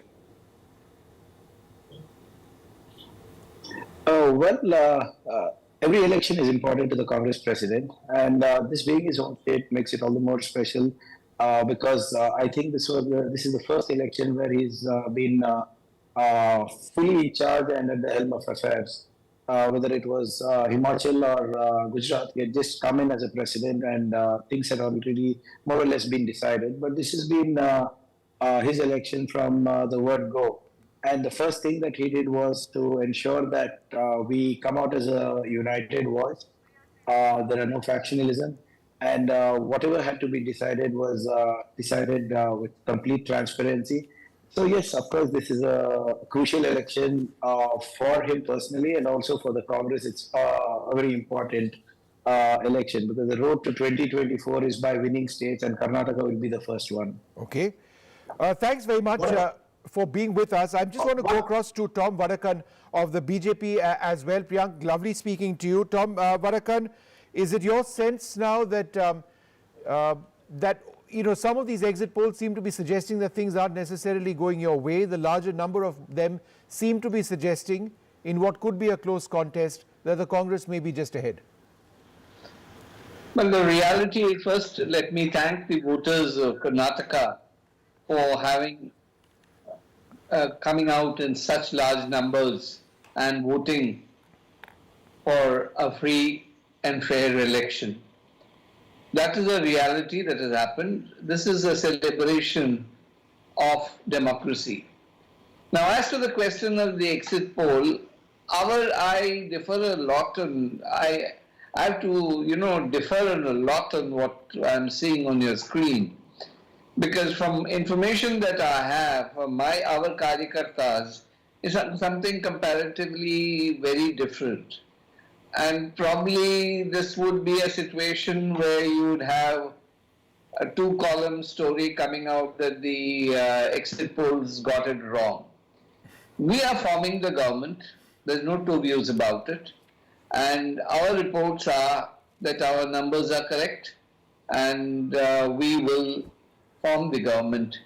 Because it's our report card that we have submitted to the people of Karnataka, and the efforts of the BJP Prime Minister, Shri Modi, and the President of the party and our Home Minister who have been actively involved in campaigning, and the love and affection shown to them in Bangalore or wherever they have had tour programs.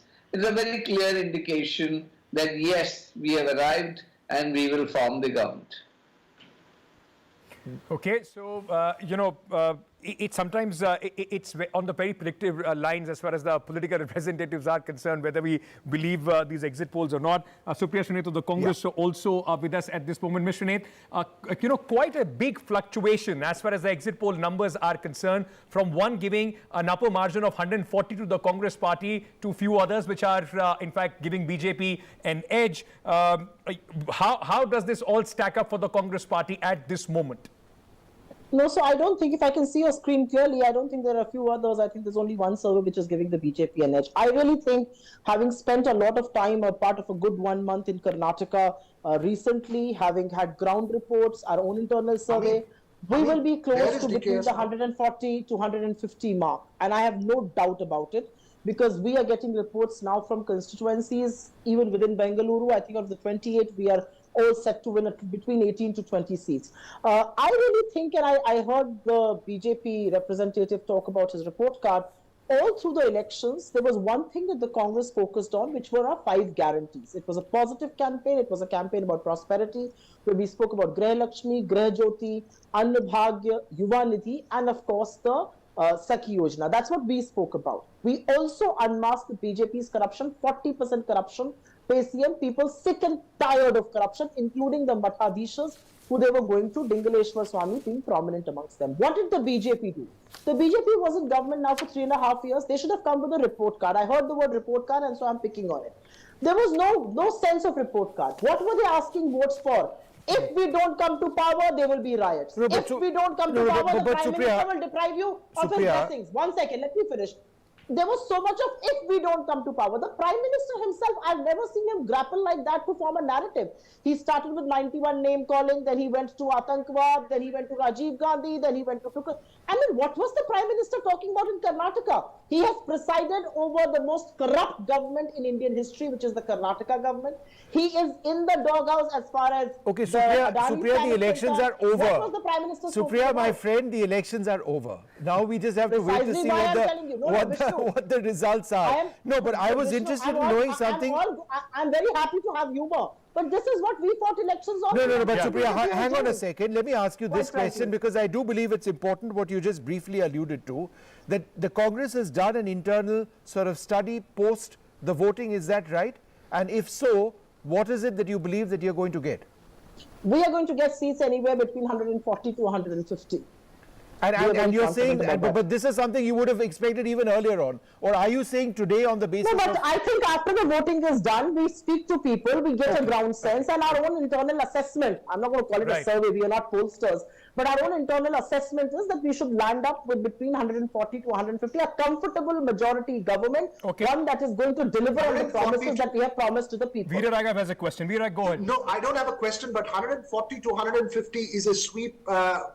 Last seen 1999 under SM Krishna's leadership, and before that when Virendra Patil led the Congress to power. So that seems like a huge confidence, but is there a sense of nervousness that some things could go wrong in some places, or is there a sense of absolute confidence? Absolute confidence, and I hate to sound overconfident ever, because I've been a journalist just like you before. I hate to sound overconfident. I never want to get it wrong, but there is an absolute sense of calm, because we know that we led a good campaign. We know that we went to the people with their issues. Whatever we picked up during the Bharat Jodo Yatra leg of Karnataka for those 15 odd days, all our promises were based upon that. The fact that Mr. Mallikarjun Kharge comes from Karnataka, the fact that Rahul Gandhi was speaking the language of love and non-violence, the fact that Priyanka Gandhi was questioning the Prime Minister and his preposterous statements, I think it all worked magically together. But I think the biggest reason for our win will be we put people first. And we unmasked the BJP. Now you have virtually given us a victory speech, my friend. I think you'll still have to wait until, I think you're going to have to wait a little bit, and let's... We'll be back, I'll be back on the 13th to give the same speech all over again. With no fervor. With no fervor. All right. Mr. M. Arivalagam of the JDS joins us. Thank you very much for being with us. You know, the JDS is in an interesting position. If you look at the JDS numbers, some are placing you just over 30 in the upper range, but generally speaking, you are within the 20s. Do these exit polls broadly match your expectations? No. Actually, exactly. Even last year also, last election also, almost all the exit polls are given around less than 20 for us, and we have got around 38 last time. But this time still, definitely the people have voted for the regional party, 100%. We will be in power on 13th. No doubt in that. Congress is not going to come, even BJP is not going to come. Only one left over. 130, the simple majority, definitely we will be getting. The JDS will be winning 130. 113, and a simple majority of 113. No, but sir, so that would basically mean that JDS will do the, overshoot the best performance that they have had ever in Karnataka. It will have to be double. It's a 57 if I'm not mistaken. Only one leader in Karnataka who has went to the doorsteps of all poor people is our Kumarana, the same candidate. He has went to almost all the villages, past 5 months, almost all the villages. When you look into BJP and Congress, they did not do. That's true. I mean, Mr. Kumaraswamy may have worked hard, but Amitabh Tiwari, if I may bring you in at this moment, even with the polls which like Vishnu was saying, that as an outlier, let's say Access My India, largely the victory of the Congress or the numbers of the Congress are coming at the cost of the JDS. The BJP still seems to be holding that around that 80 mark in most of these polls. It does seem that this election became a bipolar election where if we go by the numbers of Chanakya or let's say Axis My India, where JDS has lost the control of its traditional bastion. So if you go by the Axis survey or the Chanakya survey, in the old Mysuru region, Congress party is getting 40% vote share, JDS 28 and BJP 25, which means both BJP and Congress are eating into JDS vote share if their numbers are correct, because JDS used to be 40% and Congress used to be around 35 and BJP 17 to 18%. So either the Muslims have somewhat consolidated behind Congress after this Bajrang Dal PFI episode, and Vokaliga vote, some of it, has been transferred to the BJP, and that was evident in your NDTV CSDS opinion poll, where it showed that only 36% Vokaligas are voting for the JDS. Never it has fallen below 40%. Go ahead. No, Amitabh, I think the NDTV CSDS poll suggested that the Congress and the JDS were fighting for the Vokaliga vote. There could be the Congress taking away a portion of the JDS vote as well in terms of the caste vote that exists in there. Just making that point, because it's at 36 or 34, I think roughly the numbers split between the Congress and the JDS. Correct. So even BJP, which was around 17-18%, because we did not have the BJP number, it seems that it is getting in some seats, because it is also a JDS versus BJP contest in some of the seats there. 9 to 12 seats, it's a JDS versus BJP contest. And the entire contest, as you are saying, turned into a bipolar.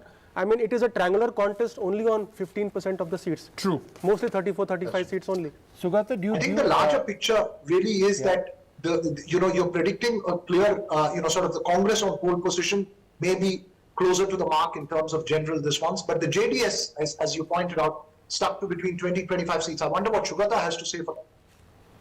Sugata, go ahead. Yeah, I mean, if the numbers are correct, and if Congress is getting 140 seats, then the vote share will have to be in the range of 40 and 42% across the state. It is 43%. And Congress could not have just done well in one region.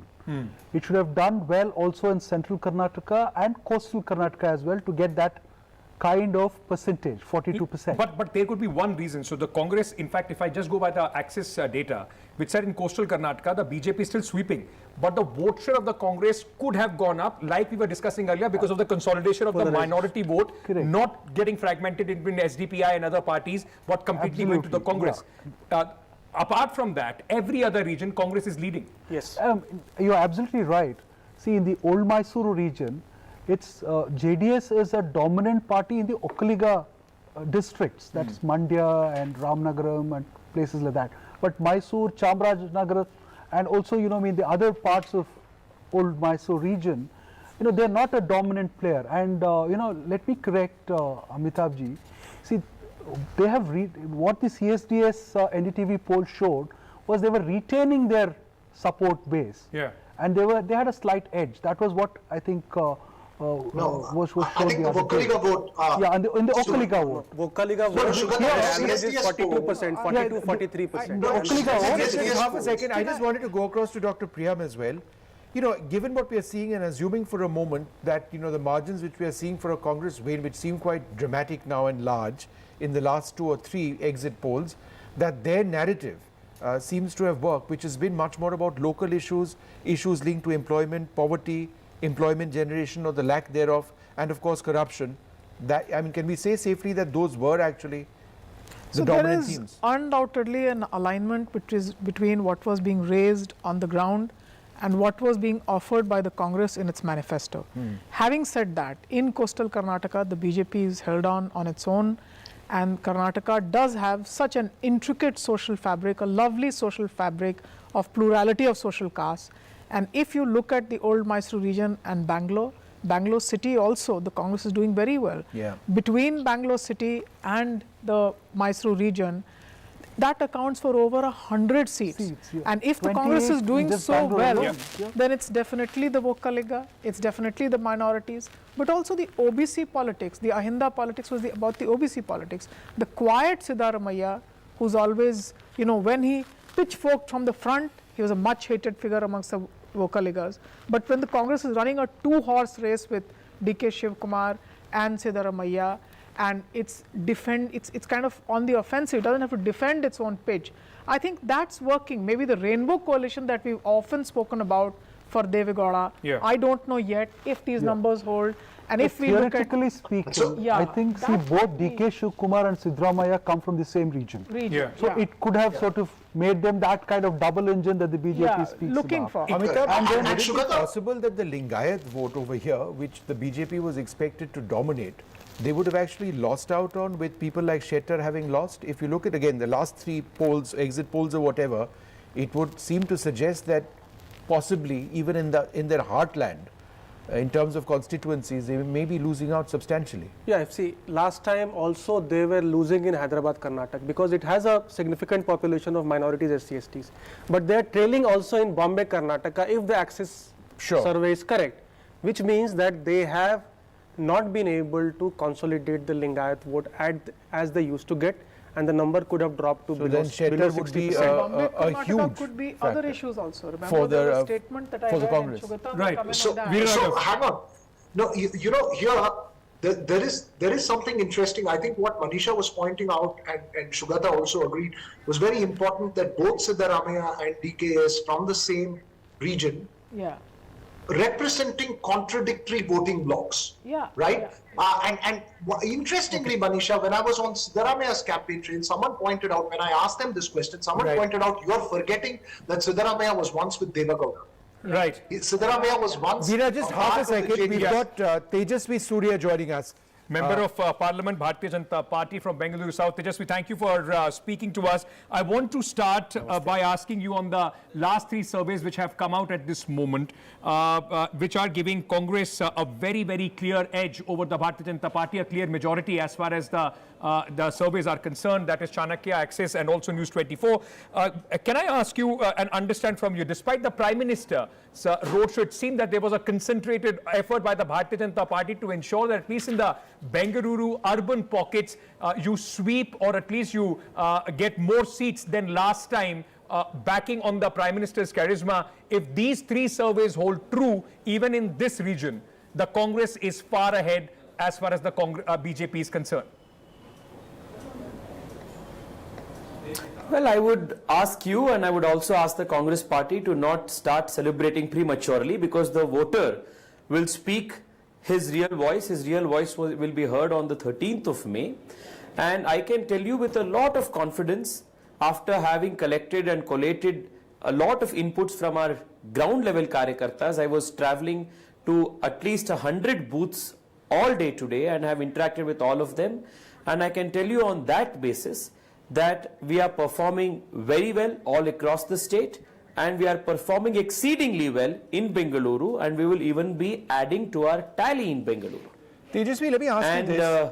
BJP will emerge as the single largest party on the 13th of May. No, I'm just trying to understand that, you know, I mean, I understand that you would say that you'll emerge as the single largest party. Perhaps you will, perhaps you won't. But in terms of a possibility of aligning with the JDS, is that even within the realm of conversation and talk within the BJP this evening? We will speak about all of these things on the 13th and after, because till the 13th, based on your exit polls, I wouldn't want to comment on anything, because on the basis of the inputs I have received from our Karyakartas, we are forming a majority government.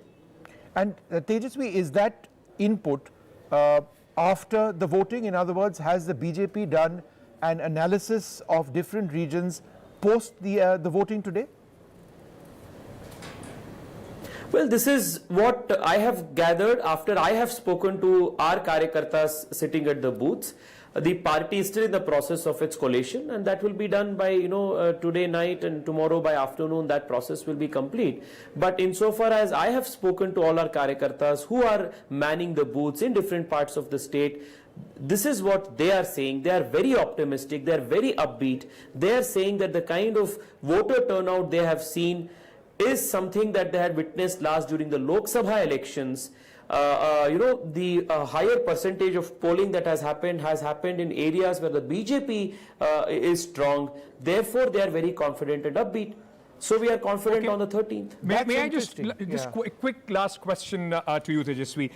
If, and we are just presuming, according to these numbers, if these numbers hold true and the Congress does have an edge, at least as far as these numbers are concerned, would you agree that the narrative that the Bharatiya Janata Party was trying to build, that narrative perhaps did not work, be it the Bajrang Bali issue or in fact the other national broad strokes that the BJP was trying to play at?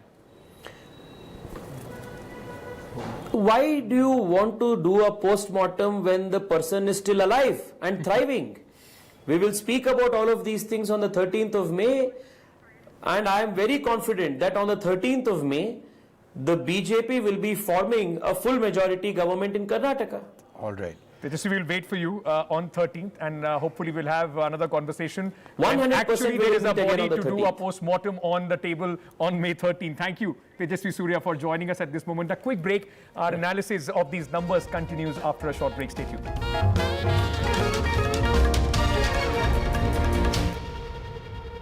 Co-powered by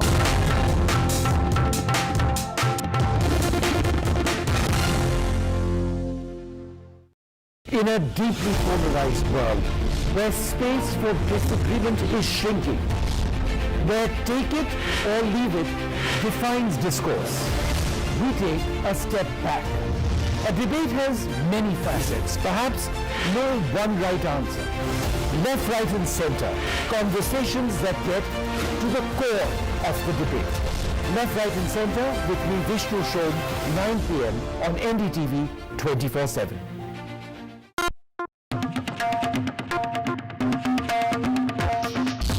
20 years since we started, this music has been with you, playing in your homes, at work, and in your car. Now, we want you to share your version of it. Calling all music buffs from across India to let your inner artists out by creating an incredible remix of the NDTV signature track for the world to hear. Log on to ndtv.com/bestofndtv to access the original track. Get inspired and submit your rendition. One winner gets an all-expense paid holiday for two to the luxurious Alila Fort, Bishangar, Rajasthan. NDTV 24/7. 20th year celebrations.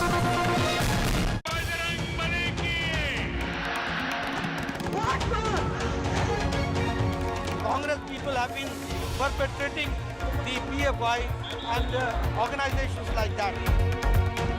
Karnataka की सरकार ने पिछले 3 साल में क्या किया उसके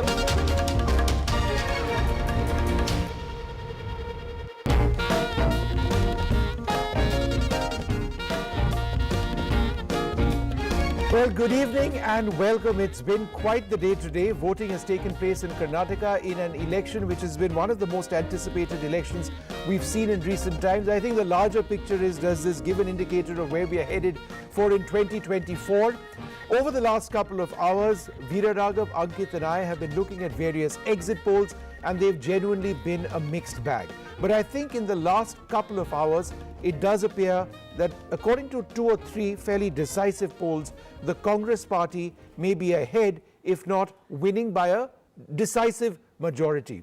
Earlier on, it did appear that no, we were headed to a hung assembly.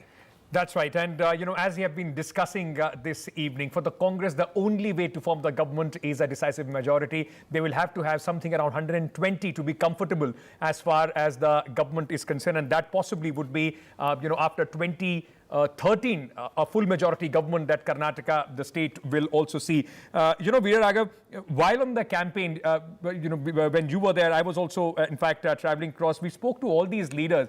One thing that came out, that there was, even in Karnataka, despite all the murmurs of defections or the fissures. Okay, let's very quickly go across to Mr. Siddaramaiah, who's speaking at this moment. Congress party ಈ ಸಾರಿ 130 ಕನಿಷ್ಠ 150ವರೆಗೂ ಗೆಲ್ತದೆ ಅಂತ ಹೇಳ್ತಿದ್ದೆ. ಬಹುಶಃ ಅದರ ಪ್ರಕಾರ ನಾನು ಗೆಲ್ತೀವಿ ಅಂತ ಅನ್ಕೊಂಡಿದ್ದೀನಿ. ಓಕೆ, ಅಲ್ಲಿಗೆ ಜನ ತಮ್ಮ ನಿರೀಕ್ಷೆಗೆ ತಕ್ಕಂಗೆ ಮತ ಹಾಕ್ತಾ ಇದ್ದಾರೆ. ನಾನು ಜನರ ನಾಡಿ ಮಿಡ್ತಾ ಅರ್ಥ ಮಾಡ್ಕೊಂಡ ಮಟ್ಟಿಗೆ ಬಹುಶಃ ನನ್ನ ಲೆಕ್ಕಾಚಾರ ಕರೆಕ್ಟ್ ಆಗಿದೆ ಅಂತ ಅನ್ಕೋತೀನಿ. ಸರ್, ಈಗ ಅವರು ಕೆಲವೊಂದು ಡಿವೈಡ್ ಮಾಡ್ಕೊಂಡಿದ್ರು, ಕರಾವಳಿ ಭಾಗ, ಮೈಸೂರು ಭಾಗ ಅಂತೇಳಿ. ಎಂಟೈರ್ ಕರ್ನಾಟಕ ಕಾಂಗ್ರೆಸ್ಗೆ ಚೆನ್ನಾಗಿದೆ. ಎಂಟೈರ್ ಕರ್ನಾಟಕ, ಈವನ್ ಕರಾವಳಿ ಭಾಗ ಇದೆ. ಫಾರ್ ಎಕ್ಸಾಂಪಲ್ ಕರಾವಳಿನಲ್ಲಿ ಅಲ್ಲಿ 13 ಸ್ಥಾನಗಳಿದಾವೆ. ನಾವು ಗೆದ್ದಿದ್ದು ಒಂದೇ. ಈ ಸರಿ ಜಾಸ್ತಿ ಗೆಲ್ತೀವಿ.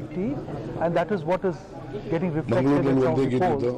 And he is making the point that I made earlier, which is we are doing well in coastal Karnataka as well. And that, I mean, I made that point because in Puttur there is a lot of dissidence. ಉಡುಪಿನಲ್ಲಿ 3 ಗೆದ್ದಿದ್ದು. Sir, ಈಗ ಪ್ರಮುಖವಾಗಿ ಮೋದಿ ಅವರ rally ಇರ್ಬೋದು ಅಥವಾ ಬಜರಂಗ ದಳದ ವಿಚಾರ ಇರ್ಬೋದು, ಯಾವುದು ಕೂಡ ಜನ ವೋಟ್ ಹಾಕಿಲ್ಲ. Right, that was Mr. Siddaramaiah speaking, and as Mr. Nivas was, translating it, he's confident 130 to 150 is what his number is. Let me go back to Veeraraghav. Veeraraghav, both Mr. Siddaramaiah and Mr. D.K. Shivkumar, they have not in any way even attempted to hide their ambition for the top job as far as Karnataka is concerned. With these numbers, how do you see the permutation combinations within the Congress party which will be at play at this moment? Oh gosh, don't even get there. I think we'll have to wait till the 13th of May to figure that out. I remember posing this very question to Mr. Siddaramaiah specifically. How do you see Mr. D.K. Shivkumar as a friend, a competitor, rival? He said he's my good friend, quote unquote. He's my good friend, but also competitor when it comes to the chief minister's post. Post 13th May, there is going to be a battle. But going back to that point we were discussing just before the break, Ankit and Vishnu, Shivkumar, Siddaramaiah, both from the old Mysore region, both representing contradicting caste combinations. And I was going to put that across to Manisha as well as Sugata and Amitabh, that interestingly, when I asked somebody in Siddaramaiah's campaign trail, how is this going to work on the grassroots? Will there be friction on the ground? They told me, you're forgetting that Siddaramaiah was with Devagowda at one point of time. This is exactly the caste combination that they took forward for the JDS at one point of time, and they are trying to reinvent that. So I think if the Congress and if the two of them can bring their vote bases together in the old Mysore region, which is the Ahinda vote base or even the Kuruba vote, if just that section of the Ahinda vote and the Vokkaliga vote, it could be decisive, especially in the Kaveri heartland, right, Manisha? Yeah, I mean, I just feel two things. One is that on all the hardline Hindutva that the BJP did, the strongest and most pitched battles on the ground were fought by the JDS. Even on the Nandini Amul thing, look at how Mandya as a district, the rural farmers were responding against that whole issue. But the fact is that, the larger advantage of this battle being taken by the Congress party, which comes in at the end and says, okay, now let's ban Bajrang Dal, and they had to ban it. They could have said it like, much earlier. But I feel definitely that what would have worked to the advantage of the Congress party is that Siddaramaiah and D.K. Shivkumar have allowed to be different, seemingly competitive.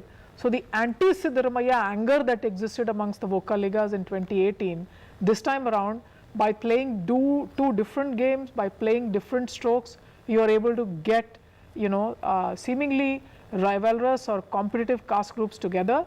It is still to be seen whether the JDS has done badly. Right. I don't know because all polls have pitched it at a somewhat comfortable position. So I don't think. But 2025 is not comfortable, Manisha. They were looking at 35 plus. They were looking at, they need 35 plus. When I asked you, Sugata, about that working majority, I think within the JDS, 30 was the number. 30, if they go below 30, they become irrelevant. All right, 1 second everyone. I want to ask a question to Praveen Chakravarti, chairperson of data analytics at the Congress. He's a number cruncher. Praveen, what is your own sense based on speaking to your own workers, your own poll workers after the elections actually took place? Because I know that all major parties go about asking questions. So realistically, what is it that you think you would get? Good evening. I think first off, I think it's quite obvious to those that have done scientific and well-designed studies that the Congress party is in a very comfortable position. It's in pole position. It's in a very comfortable position. I personally expect it to do as well, if not better, than the 1999 election, where I believe we got 132 seats. Having said that, I also want you to urge caution to both viewers and panels about all these exit polls and all these sort of different polls that keep coming up during every election. I think the simple question is this: any scientifically designed poll has to that claims to predict seats has to poll every seat. They have to get 1,000 people in every seat on a stratified random sample basis. It costs 150 rupees to poll one person on the ground, which means it costs about 3 to 3.5 crores to poll Karnataka 224 seats. I want to know, do any of these pollsters, did they spend that money? If not, who spent that money? How much did they spend? And what exactly did they survey? Because I think for far too long, we've had this charade of polls that keep coming out, fooling viewers, saying that these are exit polls and scientific polls. The fact is, none of these are scientific. So, Praveen, by that token, you don't accept. You don't even accept the ones that stuff. are giving you 140. That is precisely why my comments make even more controversial credibility. Controversial, Praveen. You don't even accept the good numbers. See, that's exactly why I'm making the point. The point is, while we are very sure that we will form the government and we have a comfortable majority, I want to caution viewers. I want to tell people this is a complete. So what is your number? Because that was my original question. See, Vishnu, you will know in 2 days. I don't think, Why not? I am asking you, please answer. You are the data cruncher. You have a number. We are television journalists. We like to break the story before it breaks. I have to ask you that question. I know television journalists like to create tamasha. I understand that. But I'm saying this is a serious but it's a serious question. It's a serious question. I mean, what do you believe realistically you would get? Because your answer to that question is important. Do you believe it's going to be very close? A simple majority in alliance? Okay, Vishnu, let me tell you something. In terms of seats, anyone that's intellectually honest will tell you that they cannot give an absolutely accurate prediction of the precise number of seats, even with all these sort of ranges that I'm seeing. Sure. All I can tell you is we're in a very comfortable position. It'll be a very comfortable majority. Very comfortable majority. So now, what is the exact number? I think it's a fool's errand to go and assume that anyone knows the exact number. All right, that's quite interesting that he. Praveen, you are actually hedging your answer in as much as these exit polls have hedged their polls. I don't consider any of these exit polls. Take any of these exit polls seriously. Right. It seems neither Ankit, Veera or I are not getting anything out of Praveen tonight. No, Vishnu, maybe we should just push maybe we should just nudge Praveen to tell us, do you think the JDS and the BJP will be, which of them is going to lose more? Let me put it that way to you. Which of them is going to lose more in this election? Lose more in terms of vote share? Vote share and seats. I think seats we don't know. See, in Indian first past the post elections, especially when there are more than two parties, votes to seats is a very complex translation. Okay, so the first in terms of vote share, I think the BJP is going to take a complete nosedive. Okay. So, but let me tell you, at this moment, the discussion is around the exit polls. Those are the numbers that we are discussing. Even the Axis My India poll, which is giving a Congress 140, that also gives a 3% jump to the Bharatiya Janata Party's vote share from 36 to 39%, though it's keeping the Congress at more than 42%. Jaiveer Shergill, is your analysis of these numbers as cynical as Praveen's was, or are you fairly tilting towards few numbers which are giving the Bharatiya Janata Party a clear majority? BJP lives and breathes reality, and BJP keeps us up till the last vote is counted. So let me tell you 2-3 things on your numbers. Number one, the entire dominant sentiment in Karnataka is, and the voice in Karnataka is, ye dil mange BJP once more. And this will pan out to be a reality on 13th May. On 13th May, you will see a chief minister from BJP and the leader of opposition from the Congress party. And now coming specifically to the numbers. Both the numbers which are predicting a comfortable majority for the Congress party, and I don't want to name specific polls, predicted 118 to 20 seats, 120 seats for the Congress in 2018 and 78 to 80 seats for the Bharatiya Janata Party. But the results were 104 for the BJP and the Congress was at 78. Now, my point being is this. The BJP, the Congress today, Mr. Praveen, who I have interacted, I know him, he's a wise man. But today, Congress camp is not ready to accept any form of victory because they are abreast with the reality. I'll give you a small statement. By the noon, before even the polling ended, before these exit polls were showcased on every TV screen, the Congress is already crying Operation Lotus, that BJP is trying to poach the MLAs. Congress, even before the results are declared, don't trust their MLAs, then how can the people of Karnataka No, but if you are talking about Operation Lotus, is the BJP at this stage, I don't know, looking closely at hotel bookings, reservations, friendly politicians, that sort of stuff? Not necessarily in Karnataka, possibly in Assam, who knows? Vishnu, speaking from the facts, it is the Congress camp, Mr. Priyank Kharge, and another Congress leader who spoke about Operation Lotus. And to your question, are we looking for hotel and resorts? Yes. For the swearing-in ceremony, Bharatiya Janata Party is looking for hotel and resorts. Okay. And lastly, why? I'll tell you, being a pilot myself, on May 13th, Congress will cry Mayday, Mayday, and BJP will celebrate safe landings because we have contested this election on a development card. And Congress has contested this election on abuse the Prime Minister card, and the result will be out there for the public. Okay, we'll wait for May 13th to figure that out, who's taking off and who's not. We have Mr. R.K. Hegre, Chair Professor, Institute of Social. Okay, he is joining us in just a short while. In fact, we've got Mr. S. Shankaranna of the JDS with us. All right, and Mr. Shankaranna from the JDS, and we also have Professor Sanjay Kumar of CSDS also joining us here.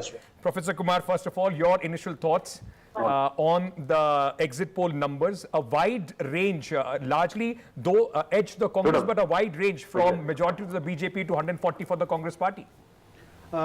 If you look at, if I have to talk about numbers, see, look at, there are 10 exit polls which has come up. 6 are giving leads for the Congress or a comfortable majority to the Congress, 2 hung assembly and 2 for BJP. By sheer numbers, I think it's a clear majority for Congress, or at least the poll suggests that Congress is ahead of BJP. In my opinion, going by the exit poll assessment, I think Congress is going to get a majority. No, a couple of hours back, based on obviously the exit polls then, you said it would be a close fight at a hung assembly. I think that's what you had suggested. No, you said close fight and?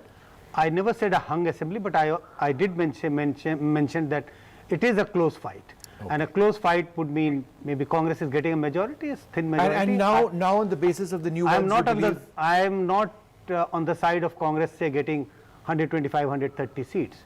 My own assessment would be maybe about 118, 119 seats. 118, 119 seats, less than 120 seats. All right. Chandan Gowda, is... the vote shares, Vishnu, that amongst all the exit polls, maybe Sanjay could give us a perspective on the vote shares that we are seeing amongst all the exit polls. Is it consistent? My own sense is that there are only 2 polls which have given vote share. Yeah. No other polls have given any vote share.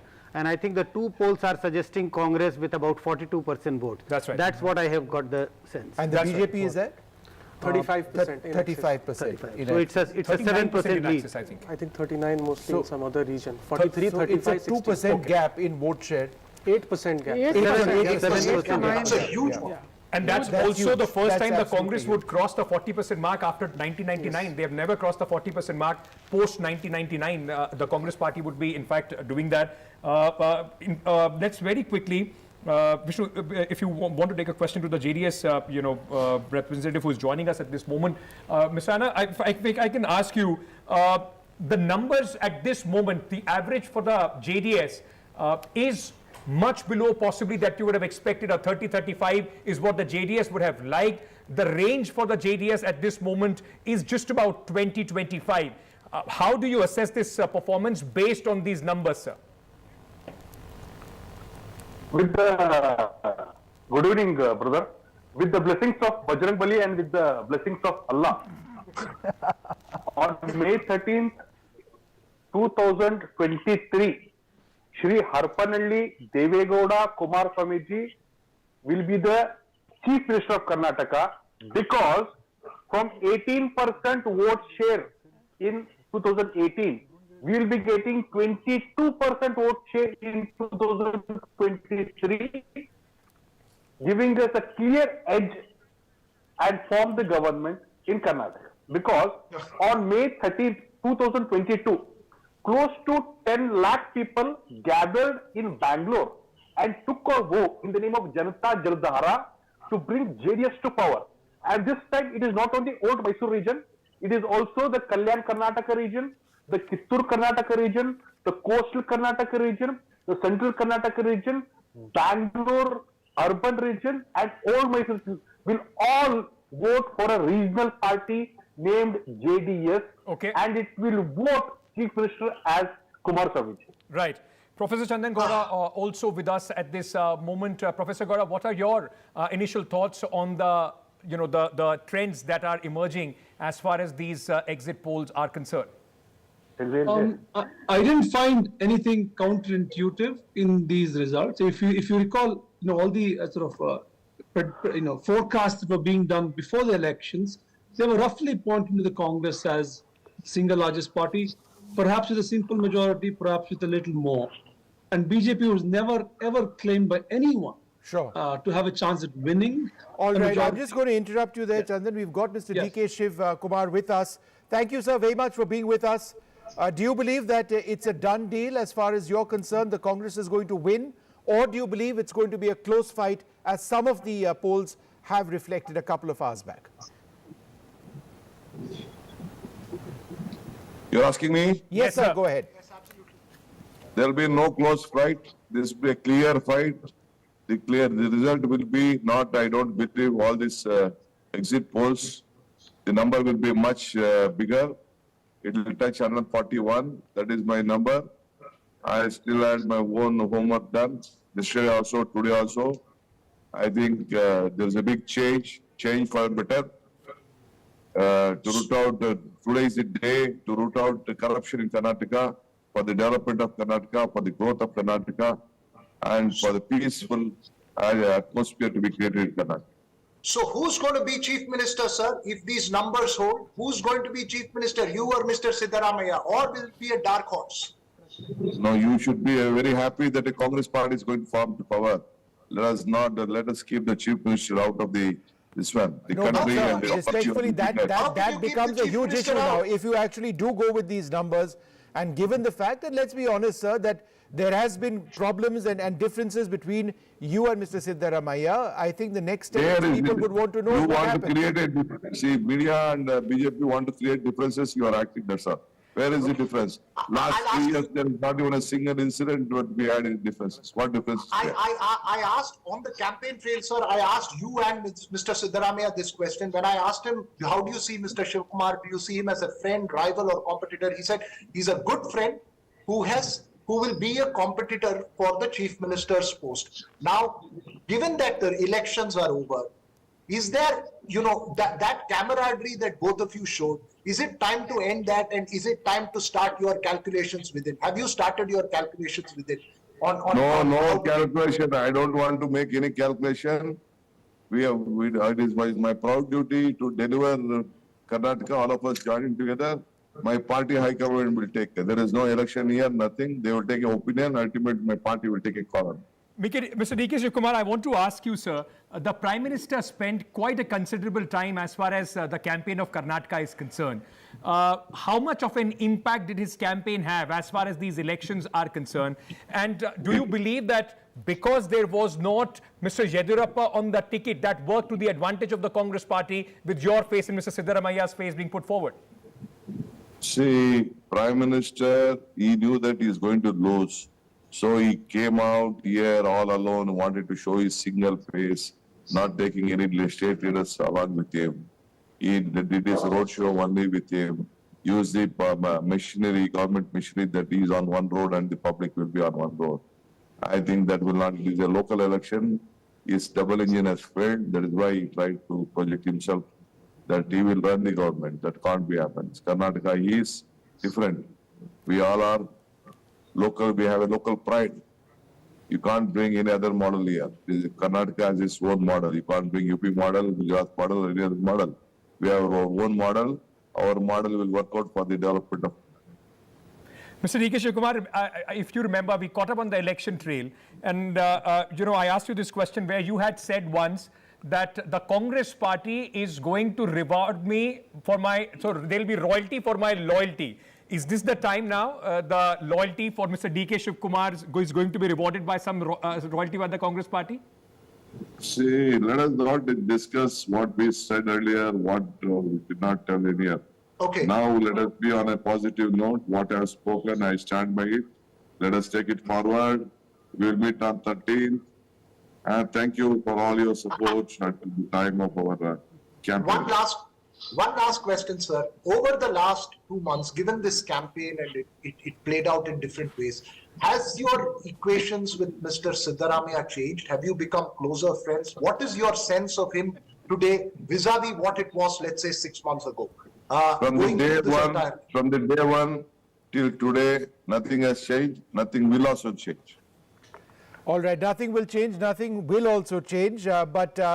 Thanks very much, sir, for speaking to us. You do believe that it's going to be a simple majority for the Congress party. It's been a hard-fought election. Let's see what finally happens. But my takeaway, Veera, from that interview, and I've been asking this question of all the political leaders we've been speaking to, is have you actually done some sort of assessment post the polls today? And if so, what are your numbers? And he seemed to suggest that a basic, you can't use the word survey, but a basic series of questions have been posed to their poll representatives and others, perhaps across the state, on the basis of which he appears to be confident.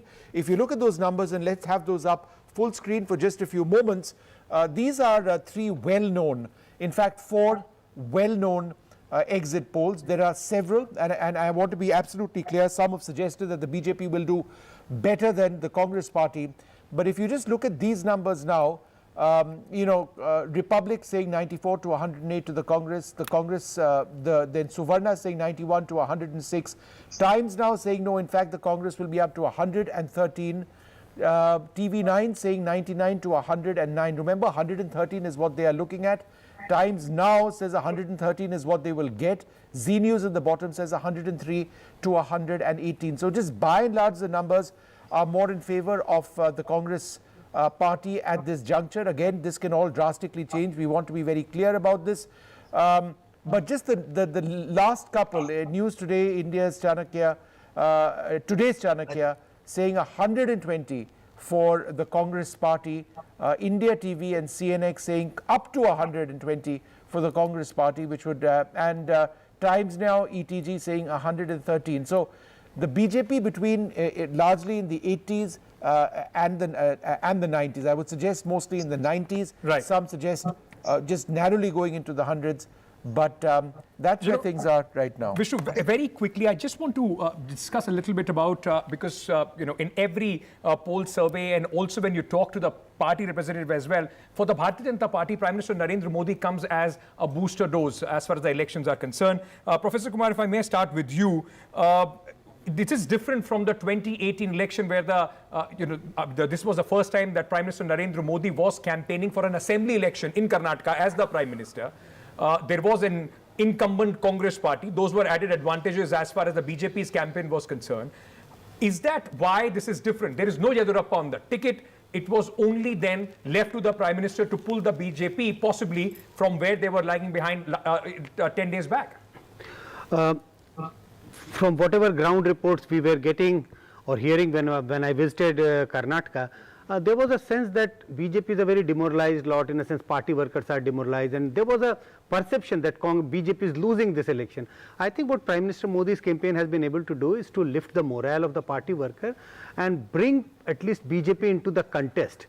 And if we go by the exit poll assessment, I think Prime Minister Modi was able to bring BJP into the contest, and that has resulted into BJP getting somewhere in the range of 90-95 seats, what exit polls are predicting, if Prime Minister Modi had not campaigned. But there's no question of he not campaigning. He's the Prime Minister, and he has been campaigning for the party in the last so many elections. So if suppose there was for some reason he has not campaigned as aggressively as he did in Karnataka, maybe BJP's performance would have been slightly less compared to what is being expected as of now. Jaivi, would you like to come in on this? I mean, for the Bharatiya Janata Party, then it becomes, one trick situation with put the Prime Minister's face and hope that things will turn around. His charisma, his popularity will pull the BJP even in difficult situations, as the BJP was in Karnataka with anti-incumbency also beating down its back. Well, see, let's not forget one. Apart from being the Prime Minister, Narendra Modi ji is a true soldier, true karyakarta of the BJP who has a vision, the dream, the gumption, the aggression to expand our BJP footprint all across India. The Prime Minister campaigned extensively in Northeast. He visited Northeast 50 times more than any other Prime Minister. Prime Minister campaigned aggressively in the North also, South also, East and West. The point is, BJP's double engine government, as it is called, under Prime Minister's leadership, the Chief Minister's leadership, has aggressively worked for development of Karnataka. You have many number crunchers on your show. Today, Karnataka has the lowest unemployment rate, 2.4%, far below the national average. The inflation is far below the national average. Prime Minister has done 19 rallies. BJP has held 9,237 public meetings, 9,037 Nukkad Sabhas, 1,377 road shows. Jaivir, a quick question. A quick question. If BJP wins, who gets the victory? And if BJP loses, who is to be blamed? Because you mentioned how much Prime Minister has worked. Listen, I'm a lawyer. I answer on facts and not fiction. BJP losing is a fiction and a daydreaming. BJP winning is a fact. So it's a fiction at this moment as well, sir. No. A BJP winning is a fact, I'm telling you. As always, Prime Minister works for the nation 365 days, 24/7. The BJP credit of victory goes to each and every karyakarta of the Bharatiya Janata Party, as the Prime Minister has always said.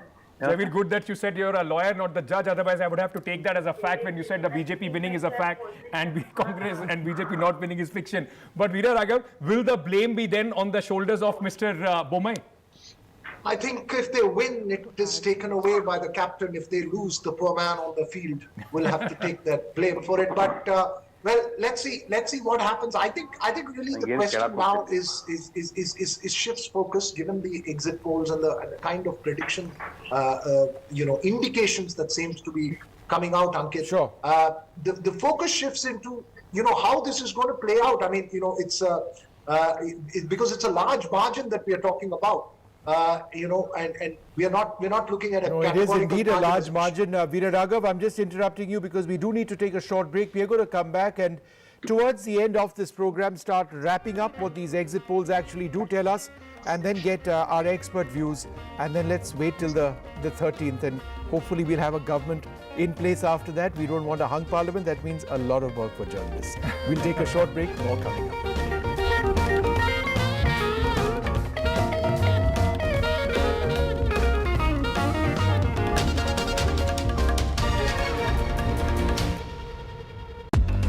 This is NDTV. No noise, no shouting, and most importantly, no lies. Our lead story tonight. Big international story. India is closely watching it.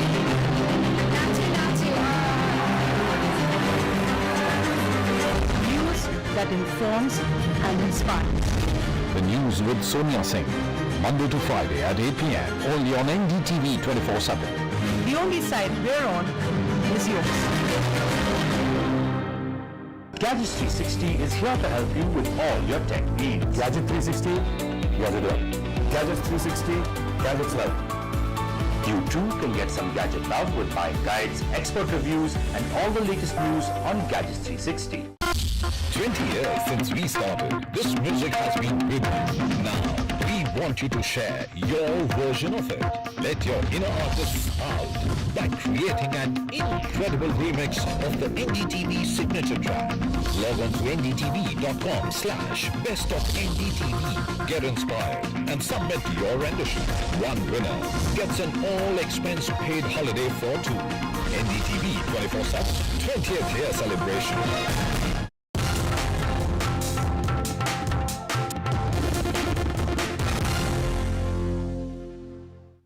In a deeply polarized world, where space for disagreement is shrinking, where take it or leave it defines discourse. We take a step back. A debate has many facets, perhaps no one right answer. Left, right and center, conversations that get to the core of the debate. Left, right and center with me, Vishnu Shom, 9 p.m. on NDTV 24/7.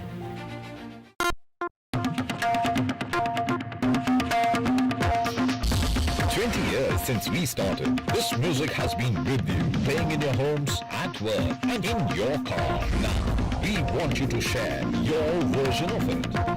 Calling all music buffs from across India to let your inner artists out by creating an incredible remix of the NDTV signature track for the world to hear. Log on to ndtv.com/bestofndtv to access the original track. Get inspired and submit your rendition. One winner gets an all-expense-paid holiday for two to the luxurious Alila Fort, Bishangarh, Rajasthan. NDTV 24/7. 20th year celebrations.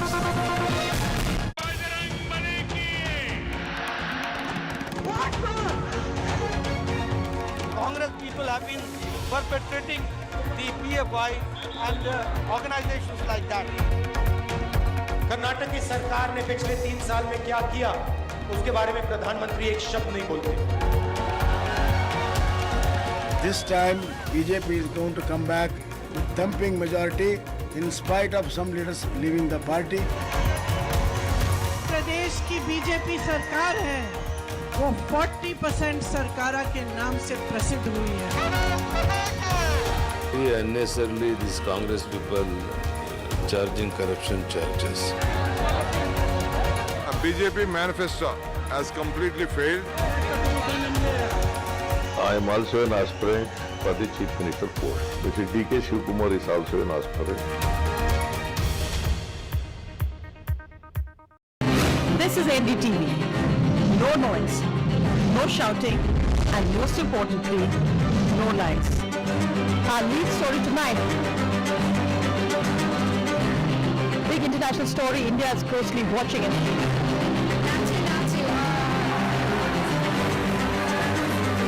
News that inform.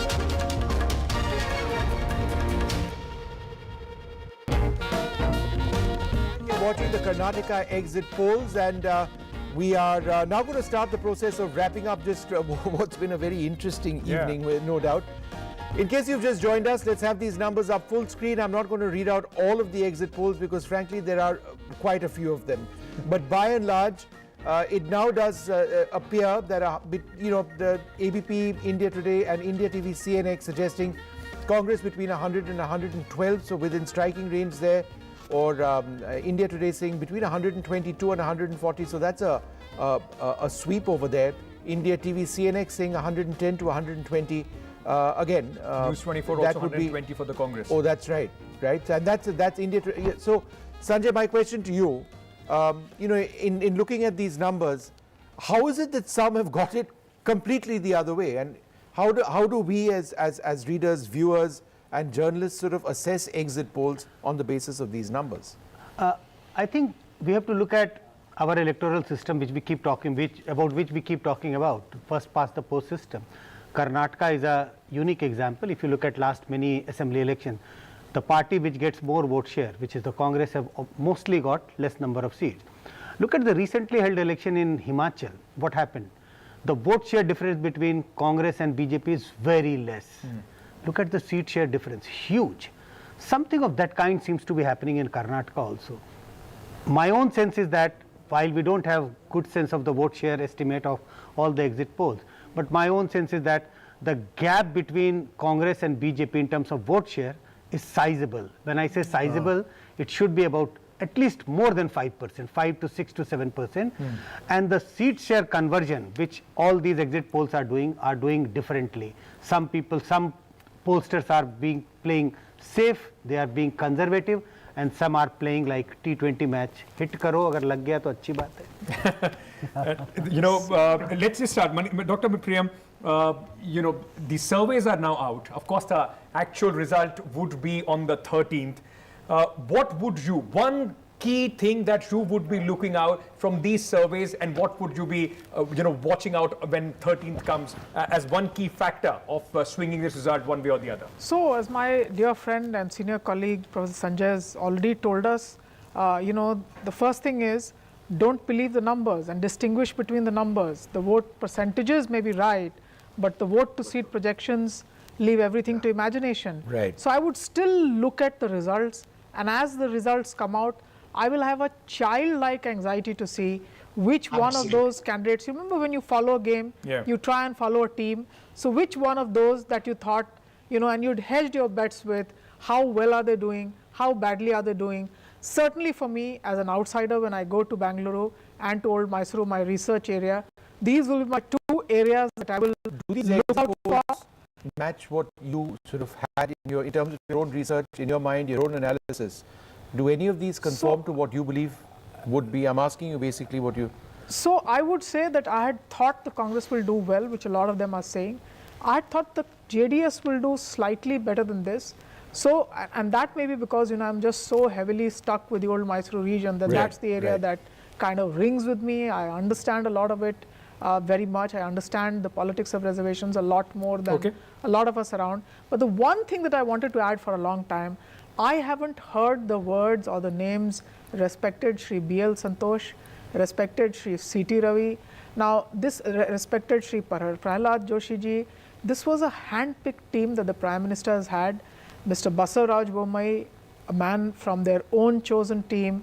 So I would say from the word go, this has been an election that's been run by the BJP at the center. It's a new BJP in Karnataka. And let's not change the question by saying, okay, we had a topping on the cake and that's how it changed. If you ask that question, then I'm going to ask my esteemed professors, who I respect very much, to do a geographical correlations between how many rallies in which areas and how's the BJP performing in those areas. Shugati had a point to make, go ahead. Out for. No, Vishnu, my point is that this particular, if the results are, if the exit numbers are correct, then it breaks a pattern, which is Congress has always done well or come to power, say 89, 99 or 2013, only when the opposition has splintered. 89, it was the Janata Dal splintering. 99, again, Janata Dal splintering. And 2013, it was the BJP splintering. Now, in 2023, no such situation exists, so something has basically altered, something has basically changed. And the other point is that the Congress should be getting anywhere around 42% to claim those numbers. Otherwise, I don't think those numbers are correct. I think, quick point here. Yeah, go ahead, Veera. To Manisha as well. Manisha, I get your point of the campaign being run by Delhi, but would you agree that the campaign, while Delhi wanted to run the campaign, and I mean, since the time Yediyurappa was asked to step down, that was a decision perhaps from Delhi. Since then, there has been 2 steps front, 1 step back. It was not entirely run, because when you talk to some of the people on the ground, they say a lot of Yediyurappa's candidates have been accommodated in this whole process. So perhaps it was not entirely run by one set. Was that really the conflict within the BJP? No, I'm saying, I'm in fact not talking of a conflict. I'm saying there was a highly aligned central party of the BJP. Remember the tickets. Remember when the Shettar issue happens, it's raised, it comes back to Delhi. Now we didn't see that culture before. So all that was happening here. I also saw the fact that when the ticket distributions happened, BJP was one of the last to announce the tickets. So good, any national party would want to run from wherever they want to. But I saw it as a highly aligned process, and to that extent, all the benefits of having a good central party organization. There is one very important update which is coming in at this moment. The provisional voter turnout numbers are out. 72%, just 0.5 then last, but I think there will be an addition of at least 2-3% in this as well. So because, basically it's the same as last time. No, it will go further. It will go further up.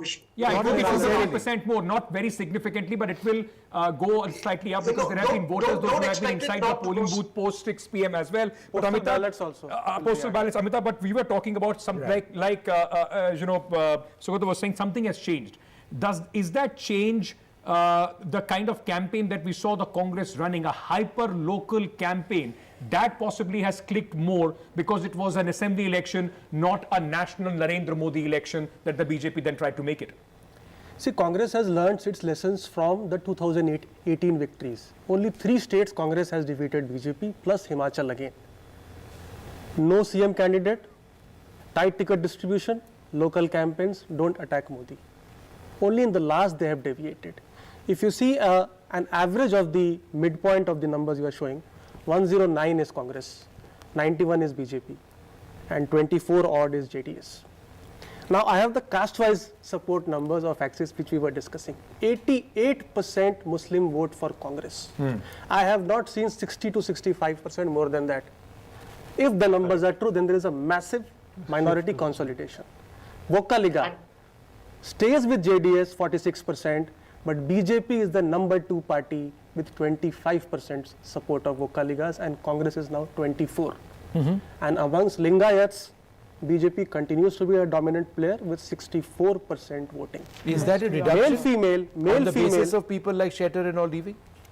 Yeah, then not major Not impact, much, it yeah. seems. Not major. And male, female, Congress has a bigger lead amongst the females versus males, while it's opposite. So that means the cylinder campaign. Yes, which means the Graha local Lakshmi scheme. campaigns. All those schemes Yes. have worked with the women. It has Five guarantees seems to have worked, and the price rise, the LPG cylinders Yes. promise seems to have worked with the women. Okay, Professor Gowda, if I may also bring you in, for your final comments, does that somehow mean that the entire Bajrang Bali issue that people were talking about, somehow, as we were discussing it earlier, it doesn't seem to be something which the Congress did mention it by mistake, possibly something that the Congress did by design, that they wanted the minority vote to consolidate behind them, not get fragmented with the JDS and the SDPI in the coastal regions? Yes, I mean, this was my reading as soon as I heard about it. If you recall the last time, its predecessor claim was JDS was the B team of the BJP being said by Rahul Gandhi. And that actually hurt JDS's chances even against the BJP in many seats, which was expected this time to make Muslims do strategic voting, which they may have done. We'll have to see. We'll really have to see till the results come out. But in case they have consolidated behind the Congress, I think the chances of voters to shape political party cultures, is lost. I feel the JDS will feel a lot more, lot less constrained to go with the BJP now or in the future if it knows that we can never count on the support of Muslims, and that's bad news for how to work. What does that mean, Chandan? Quick question, if these results hold, and yes, there's a big if these results hold, and I'm talking of the upper extreme for the Congress, to both Chandan and Sugata, does that mean that we are looking tactically at Karnataka heading towards becoming a 2-party state, rather than that of a triangular state, or at least two-way fight state? Yes, JDS is that's a very real possibility, and we'll know it soon enough, since the Lok Sabha elections are a year away from now. Although I would still like to think that Mamata Banerjee and KCR and Janata Dal has expressed support for a left-front government. It's supporting CPM in 4 constituencies. All of these are factors that will continue to not allow it to align with the BJP that easily.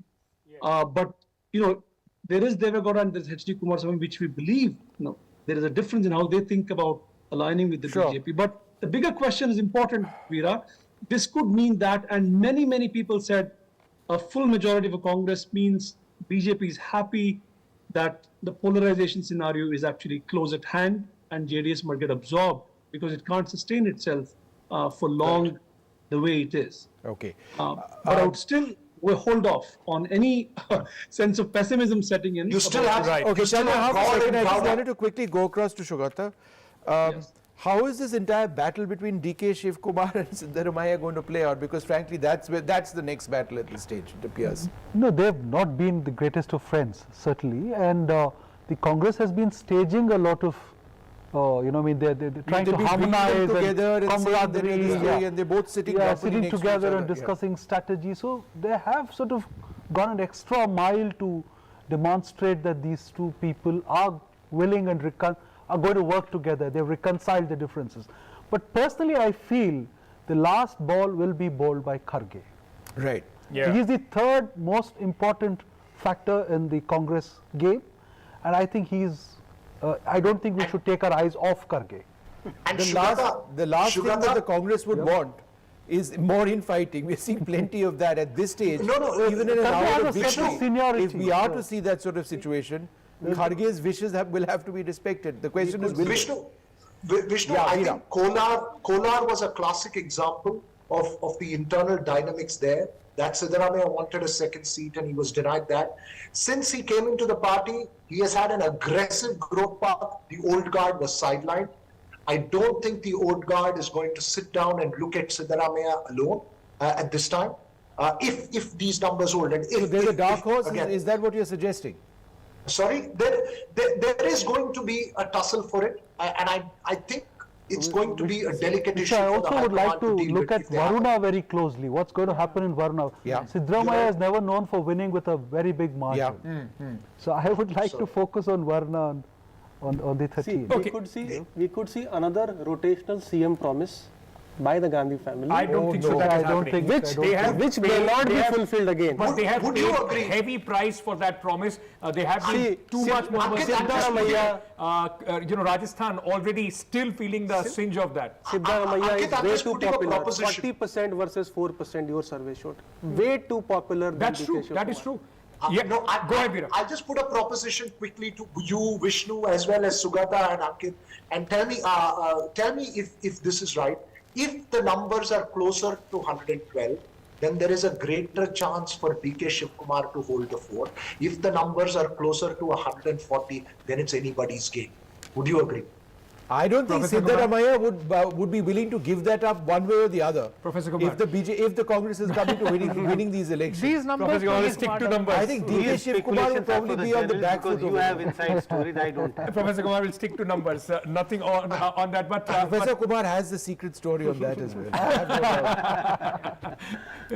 doubt. Sugata, if you want to take that.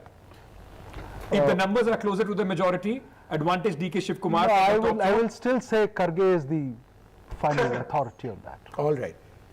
Okay, fair enough. So let's see what finally does take place. Can I just ask sure. one question? Manisha Priyam and Professor Kumar, you can take this as well. It's always, largely useless to try and extrapolate these numbers and their impact on the national election. But it's an important narrative that will start building up from here on. Manisha Priyam, to begin with you, does this mean if the Congress wins, the elusive opposition unity will become more difficult because the Congress suddenly will go with much more bargaining power and much more confidence as far as remember, I mean, just as he said, Kharge, watch each of Kharge's steps. He goes to meet Nitish Kumar. What does Nitish Kumar talk about? Caste census. So when I said at the opening that for the opposition in India, especially what you call the regional parties, which are splinter groups of the erstwhile Janata Parivar or of the socialists, they are watching this very keenly, and therefore the JDS doing well in the old Mysore region is very important to them. That the issue of caste-based census is the only way, the old Mandal way, in which they can counter this narrative of Hindutva plus development with which the BJP now has a pan-India presence, and they can reinvent themselves as regional state-level parties, state identities, and have an issue-based agenda in Mandal and developmentalism. So Karnataka is being looked at by all of North India very carefully, and for opposition unity, Congress will take second seat, and these coalition of leaders might turn out somewhere at the front. But will they, Professor Kumar, if any, what is the I impact? think either way it's going to be difficult to achieve a opposition unity. If Congress does well, and if these exit polls, the indication of the exit poll is that Congress is forming the government, Congress will take a much firmer position. Congress will not be willing to budge to the regional parties, and suppose Congress doesn't perform well, then it will be more untouchable, it will become more untouchable for the strong regional parties. So opposition unity is going to be very, very difficult either way, whether Congress wins or loses these elections. Because not only just the parties involved in this game, the BJP, Congress and the JDS, for others like Mamata Banerjee or the Aam Aadmi Party, all of them would also be looking at very keenly with what happens in Karnataka for more than one reason. Yeah. If this, opposition is already fairly united, I would say. Yeah. All right, I need to start wrapping this up. Opposition is already fairly united. Sure. Where Congress is weak in the Hindi heartland, the regional parties are strong, and where Congress and BJP have one-to-one contest, the regional parties have no room. So it's already fairly united. Professor Kumar, one final question. So I think a lot of our viewers would want to know, 13th, of course, results. By what time will we know? What time? I don't think before 1 p.m. All right. And it would start with postal ballots first? Normally, that's the process of counting. And an interpretation of postal ballots inevitably goes wrong, right? Because it is not representative of what the true results are or where the trends are. I think the fault are ours because we start doing over-interpretation of the postal ballot.